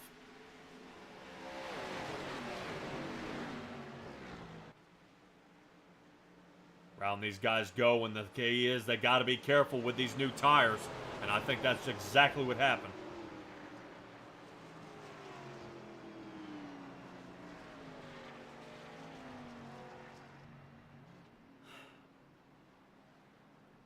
What I'm showing here may be some trouble here with the 41 of Pat Boyce and the 19 of Brandon Ishcanyon.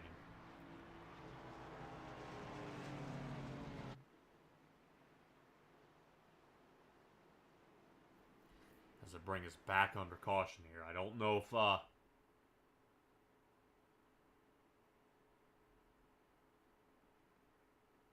don't know quite what happened here. But we'll enjoy it together. Let's take a look here, top side, 41 car.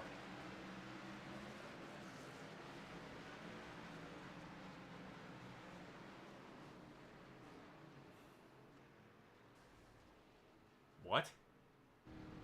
Did you see what happened to Brandon Ishcanyon's car? It wasn't even there. Wow, what are you supposed to do about that?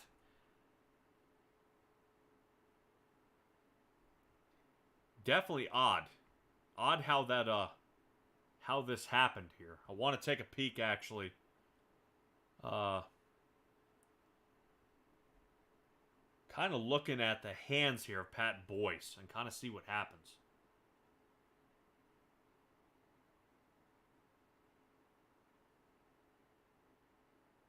Oh wow, like hit the brake. I wonder if we missed a shift. That almost looks like a missed shift.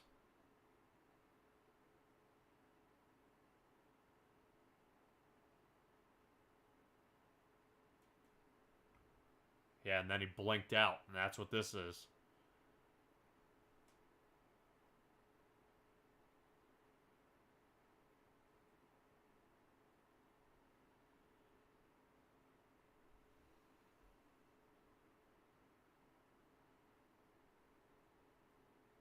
What I want to do is see if we can take a ride with somebody who didn't get absolutely mauled on that one here.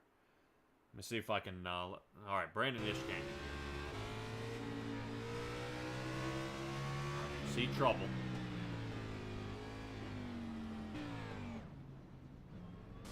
And then it hooks him. I don't know. It says like it is showing like it nudged him and sent him around. So that is one of those kind of those impossible. Well, welcome to not racing, wrecking real cars here, which is fortunate.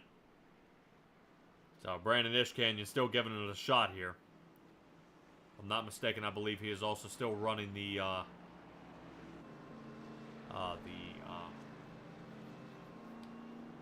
guys who ended up getting kind of hammered at the school shooting. Still rocking their numbers there on the back and on the car. Another great wrap there by Epsilon Sprint Wraps in Brandon Ishcanyon's car. So definitely another stumble here on a restart. I'd like to, like I said, if we could just get 10 to 15 laps under green, I think it'd be pretty sweet here.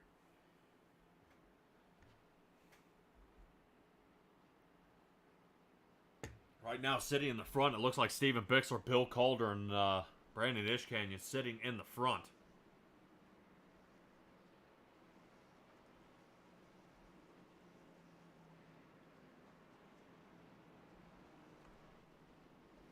No one came down pit, so a little confused why they'd be back here unless they threw the caution before they crossed the line. So I don't know what it's going to do at this point. I'm sure some of these guys would like to get some of these laps back. But it is definitely a steep hill to climb here.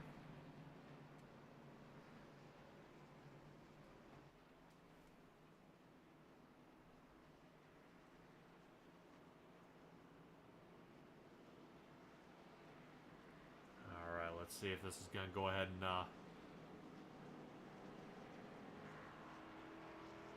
Get these guys on around here. Pace car lights are off, so the wave round happens. Steven Bixler is going to take off. Bill Calder, he'll take off, and Brandon Ishcanyon. Now, these guys got to hurry up here, or otherwise they may or may not run out of time. Hopefully, they will continue to have time here on the track. As you can see, the 72 is the guy in the lead of Zach Chapman here. So these guys got to tear all the way back around the track and get back in line in formation before the green flag. You will be black flagged if you actually don't slow down. If you try to slingshot past everybody when the green flag comes out and you slingshot past everybody, that will be a black flag. So that is a no can do. So these guys definitely got to hurry up to get back to the front of the pack here. Should have plenty of time. I believe Roger Craig and Jeffrey Kemper should be at the back of this pile here, so you kind of see everybody kind of... Oh, Bill Calder, look out.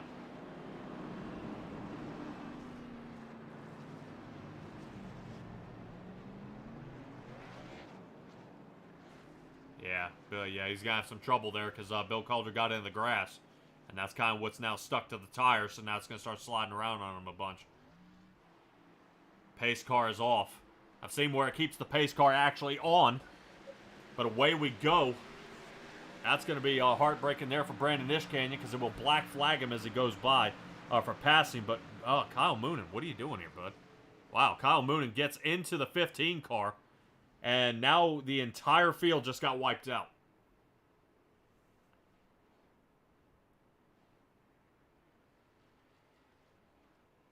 Back under caution we go here. Definitely a mix-up. Sitting almost 10:15 Eastern time here, guys. Out there in the chat, let me know you're still up and awake and watching. Let me know what you think is going out there in the chat. What we've got cracked up to be right now. Zach Chapman's looking like the man to beat here so far.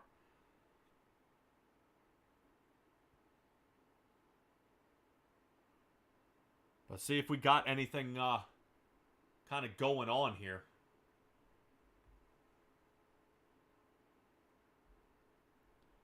See if we can get a better view of what happens here. Let's take a look. Top side. Green flag is out. Moonen toward the bottom here. Yeah, I think Moonen just thought he was clear. 83 gets it. 2 gets it. Berger gets it. Look who slides away. Jackson Lomax finally gets a break here. Schaefer, who got in the wall, gets out of there. The 1 car of Joseph Canellis gets out of there. Tim Chapman got caught up in it. Kemper. Steve Maurer survives.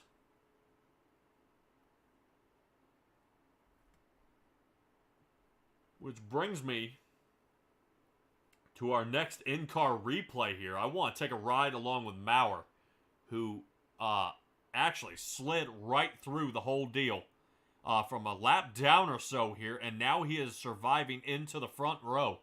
Well, into the front clutch of rows here. This is looking really, really good for him here. So let's try to take a look at it full speed.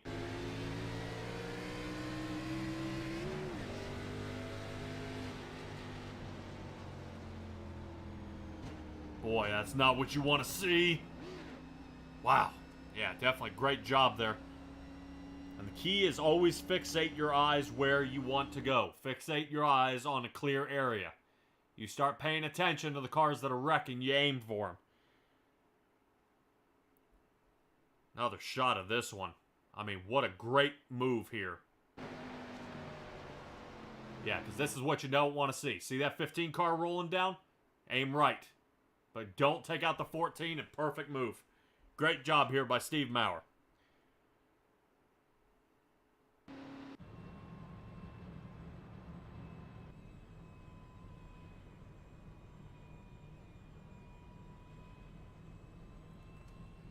Steve Maurer, he's got to be a little nervous behind the wheel right now at this point. Definitely getting tangled up here. But Steve Maurer has actually fought his way back into the top 10 here tonight. Hopefully this will continue. Because he could definitely use it at this point. Alright, looks like my wife's still out there. You're still here, yikes. Yeah, it's getting a little bit of a bang up out there. I know. I think what gets me here is kind of the first few laps. Everybody calms down, everything goes great, and then all of a sudden it kind of cautions breed cautions, and then they just can't seem to stop them at this point.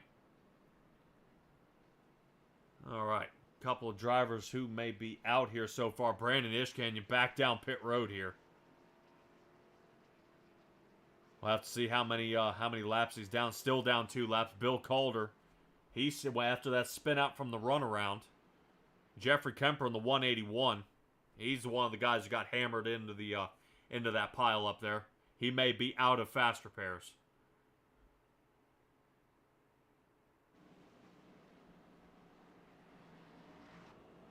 Pace car lights are still on here, and I'll admit, this is definitely not a way I want to see the laps ticking down here. I would like to see them under green. Right now, we're running about 1.5 minutes per caution lap, and these guys have been running, just over 30-second laps under green. So definitely, I'm sure it's painful for the drivers out there. But I appreciate, like I said, you guys hanging in here. You guys are the champions right now, because this is it's a little bit silly now. I think everybody will kind of straighten it out here and kind of get this underway. I think once they kind of, everybody just calm down. Stop trying to push it. You're not going to win it this lap.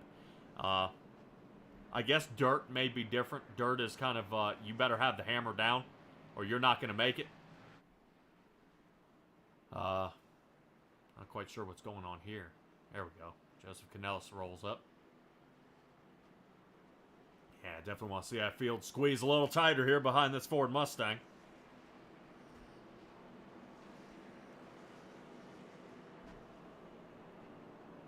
We're still making a good run of it here. Once we get to the line, it'll be 10 to go. Interesting shot. Our fastest guys on the track are now back here. Right now in the 13th and 14th spot.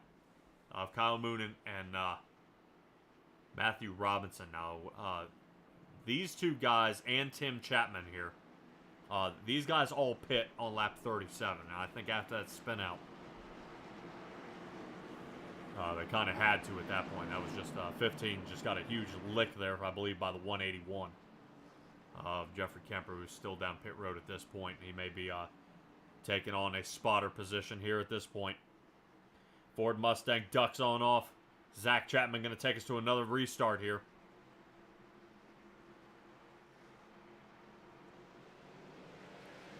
Away we go. Barney's got the green out. I would love to see it stay out here, guys, as we get pushing our way around. Watch out for Brandon Dittmer on the outside. Jackson Lomax here. Man, they're starting to stack up again here toward the back. Kyle Moonen, and it looks like Kyle Moonen, Maurer, and Robinson here. Brandon Ishcanyon, actually the anchor of this line here, definitely trying to get the draft rolling. As they get around here, Lomax is passing Zach Chapman.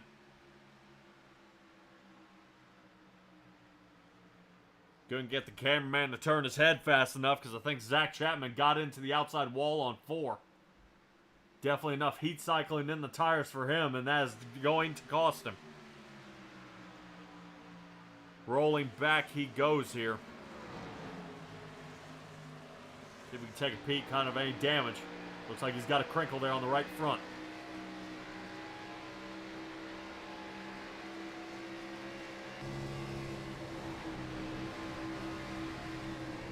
Man, definite big checkup. Big checkup. Yeah, you can see Zach Chapman, he's fast. He's just trying to find a lane here. And he's got nowhere to go. John Rayner kind of wiggling around behind him there, and he's got to be careful of that. Because actually you'll pull the rear downforce off of him and then put it back on, sliding around back and forth, and may loosen the guy up in front of you. As well as make yourself a problem as well. But Zach Chapman now battling it back into 4th, and Jackson Lomax. The highest spot here so far here tonight, up 18 positions. Finally getting his break here in the Xfinity Series. We are still under green.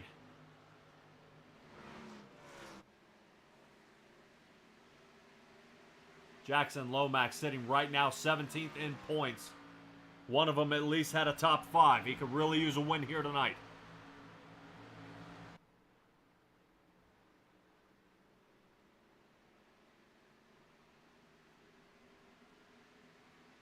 Oh, man. And you can see Kyle in that Kyle Moonen area back there. And Matthew Robinson. They're trying to grab every inch of that track to battle their way back toward the front here. Let's rotate back. Kyle Moonen here. Here we go. These guys, remember, I said they pit on lap 37. Even though it was for damage, they're not going to have the tires. Matthew Robinson on the outside of Christopher Berger here. And the two of these guys have got to work together. I understand they've been bumping and banging the whole time here, but this is not the time. They've got the tire strategy at this point. Kyle Moonen tries to cut off Matthew Robinson again. And Robinson with the speed once again nudges him going into 3. I think Kyle Moonen is definitely backing up that turn there, and Christopher Berger is not happy about it.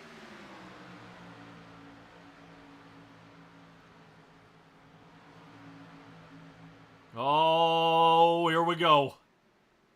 Moonen got into the back of John Rayner here. Moonen down toward the bottom. Huge lick. Brandon Dittmer into the wall. Now takes out Moonen. That's going to ruin his car. That's it. That's it. Yeah, Moonen's done. Moonen's done. Dittmer ricocheting off the wall there. Not a smart play here. That 83 Chevrolet here is mashed, kind of looks like a mashed up tin can. Nothing left of that. Get away from that sign here as we take a look at that 83. Yeah, there ain't a straight panel on that thing. Hits the wall again. Let's rotate up here to Jackson Lomax. Chris Schaefer finally getting their chance around here. Let's see if we can hit it for a crank it up session before we end this race here in the last couple of laps.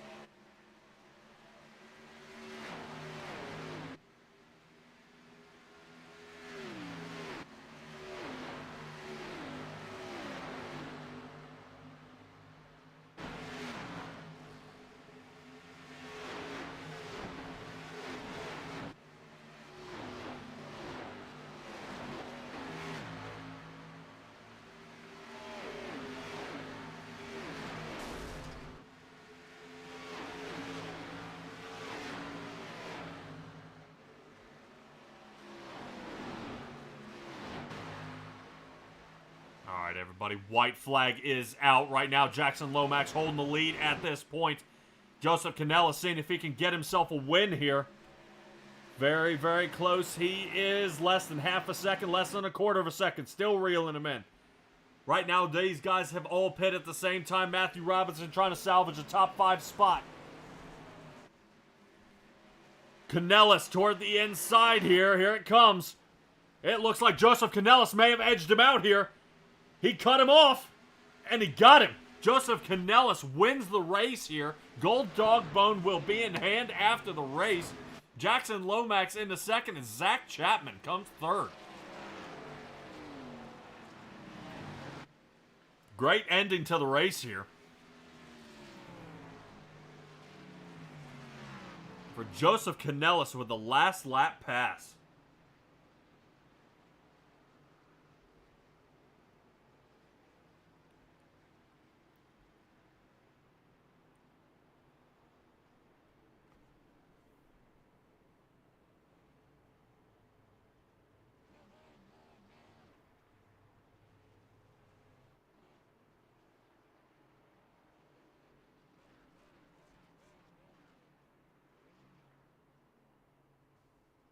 Wow. I actually want to kind of rotate it back to this white flag area. Let's take a look at it from Joseph Canellis here. And I want to ride along with him here.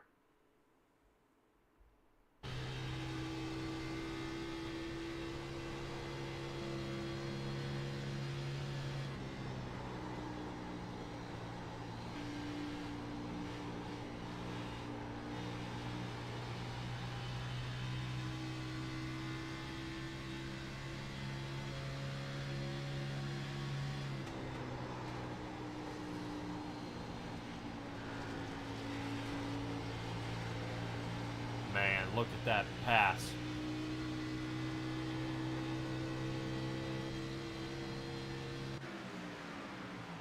Just absolutely nailed it. Fantastic. fantastic job there by Joseph Canellis, man. He's got to be absolutely tickled to death about winning this one here.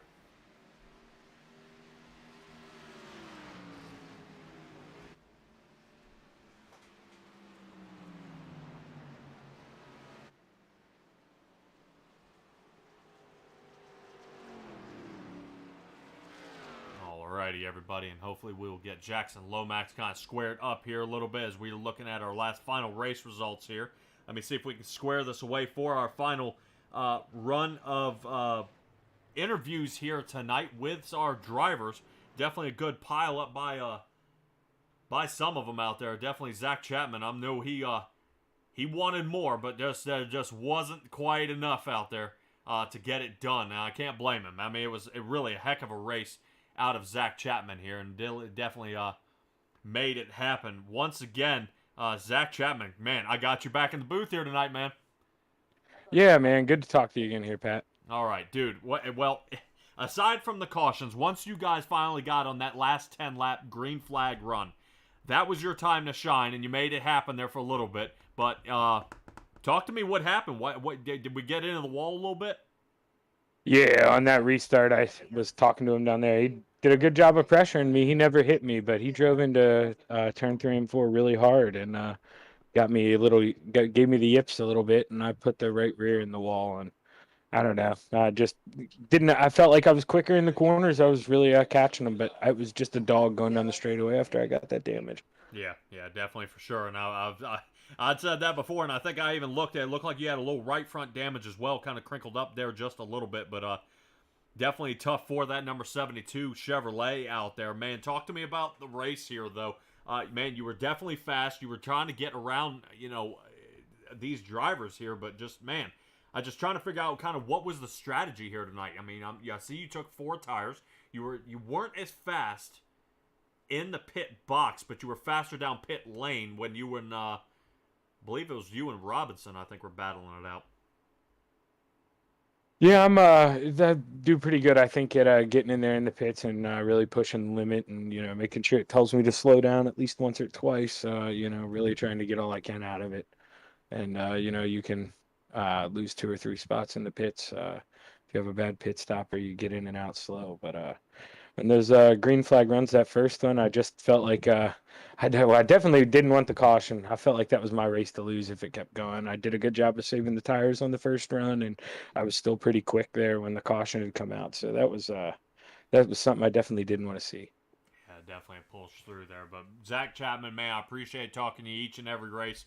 You seem to kind of keep putting it into the winner's circle here. You are in the points lead there. Another top 3. Another top 5 in the books here, and it's going to help stretch your lead a little bit here over Aiden Young, who's been hot as of late. These other guys, I believe, Jackson Lomax is kind of down the way a little bit, 17th position, and Joseph Canellis, I believe, a little farther than that, if I'm not mistaken. But still, regardless, man, great job here tonight. Go ahead and give me your shout-outs here, Jack.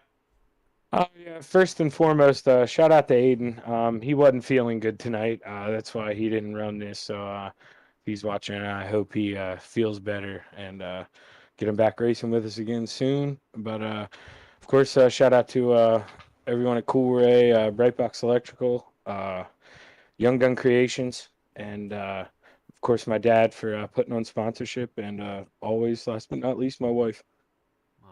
Zach Chapman, great job tonight, bud. And I'll actually catch up with you on Tuesday. Tuesday. Man, I think we're at Daytona, man. 100 laps. Yeah, sounds good, man. Not that I wish any bad luck on him, but hopefully Bob Light has a little bit of bad luck. I think I'm like 40 some points out of it after drop week, so I'm still in contention. We'll see what happens here. Alrighty, Zach Chapman, great job tonight, bud, and I'll catch up with you next week, bud. Sounds good. Later, Patrick. All right, everybody, and there's Zach Chapman there in the 72 Chevrolet, which rotates me to Jackson Lomax. I don't think I've ever talked to Jackson before, but man, I'm going to now. Dude, talk to me about this race. Hey, it was a good one. Off that last restart, I had a good jump. We were running good. Like 4 to go, I came in the wall coming out of 3 and kind of just lost the win, but I'm happy with the second. Yeah, it was definitely tough racing out there. You were into the wall earlier in the race, and you still were able to battle up here for almost a race win. 17 positions you gained tonight. What kind of what was the change of heart? Did the car just a lot faster than you expected, or just bad qualifying time? It was just a bad qualifying time. I was trying to cut into that red coming out of 4, and with the strict qualifying, it didn't take my time. I didn't even look down and notice it, so I just had terrible qualifying. Terrible. Man. I was gonna say, because as fast as you were running here tonight, I just couldn't figure out why in the world you were there toward the back. I just man. But what wild run, man! So far, the Xfinity Series is looking pretty good here so far. How confident are you feeling going into the next race? I believe next week should be Daytona in the Xfinity Series as well. How confident are you feeling at Daytona? Daytona, anybody can win, man. It's up for anybody as long as we can run green flag laps. Anybody can win that race. Yeah, definitely, for sure, man, for sure. But man, like I said, that last lap pass, that was a thing of beauty, man. I hate to see it happen to you, but man, what a switch up it was. Yeah, hats off to Joe. That was good driving. I kind of opened the door for him, and he took advantage. That's racing. Oh, yeah, bud. All right, man. Well, definitely keep in mind, C2CRL.com. Get yourself lined up for next season because you're a clean driver, man. You're fast out there. I'd love to see you out there every week. So keep that in mind. But as we end here, Jackson Lomax in the 96 Toyota. Dude, give me your shout-outs. Just want to shout out SRM and all you guys for putting this stuff on. It's great. Fun to do. All right, Jackson Lomax, appreciate you joining me here. Hopefully I'll see you up here in more podium positions after this, because normally once you get a good run, more come after that. Yes, sir. Thank you, guys. Thank you. All right, everybody, Jackson Lomax there, and that brings us to our race winner here tonight, Joseph Canellis. I mean, you wouldn't believe it, but he did it. He pulled the rabbit out of the hat on this one to make it happen. Joe Canellis, man, talk to me about this last lap pass. I know you've been doing a lot of wreck avoidance here, but talk to me on this last lap. Oh, wow. I don't know what to say, Patrick. It's been a lot of fun. I was just trying to save my tires all race and move towards the front and kind of got through a couple of accidents and avoided them. But last lap, I just really had the tires, and I knew I was going to try to stay low, and as people slid up, just try to put my nose in under them. And that's pretty much what happened on the last lap. I knew his tires were going bad, and he just was having a hard time carrying the speed and keeping it low, and I was able to sneak in there. A lot of fun, though. All right, man. Hey, are you normally an asphalt driver? No, my passion and heart is in the dirt, but I grew up going to asphalt tracks, local tracks in Maryland, and my car actually is painted after one of my childhood heroes, Reds Cagle, who lost his leg in the Charlotte 600 in the 60s, I believe 61. And in the 70s, when I was watching him, he was winning every local championship around Beltsville Speedway, Richmond, everything close here. He ran. So I have passion in it, but my real heart is in the dirt. Okay, I was gonna say, because man, the way you handle yourself out there, I knew earlier in the season you kind of got tangled up, got in a lot of wrecks, but as of late, you were starting to kind of really control the track. You're able to get where you need to be, and it's starting to come. Just to me, calling these asphalt ones, you're starting to kind of find your groove here. This is another top 5 finish. Now you come up with a win. I mean, it's just that things are starting to gain momentum here, and you're starting to find your groove here, and it just seems to be working out really well for you. Yeah, it's been a lot of fun. The Salty Dogs are, it's a nice team, a lot of good guys. We're pushing each other. Roger and I have been battling for the little Salty Dog, top dog title, I guess you'd say. And everybody's in it, but we're kind of joking back and forth and having a lot of fun and learning from those guys and learning from a lot of good guys like Young. I watched some of the races and try to pick up some of the lines and breaking points from these better drivers out here. Yeah, definitely, for sure. I know some of them that definitely, I don't think they ever let out of the gas. They don't ever back out of it a little bit. They just kind of send it all the way through. But, man, that win here tonight, what a wild one it was. But, Joe, go ahead and give me your shout-outs, man, because if I'm not mistaken, I counted 7 7 dogs down there. So I think this puts another gold dog bone in your pocket. Yeah, I think I'm still trailing Roger in the points there, but it does bring me a little closer to him. So I'd like to give a shout out to all the dogs. I don't want to list them by names because I'll miss one. But to all the dogs, to Tracy, thank you for putting up with me and allowing me to do this. Reds Cagle, Teresa Cagle, she lets me run this paint scheme, and I kind of felt his spirit there at the last of this. So just appreciate it. Appreciate you, Patrick, Coast to Coast, Roger, Bill, all the guys for putting in all the hard work here. Thank you, guys. All righty. Man, oh man, oh man. Joe Canellis in the number 1 red Ford. Great job tonight here, bud.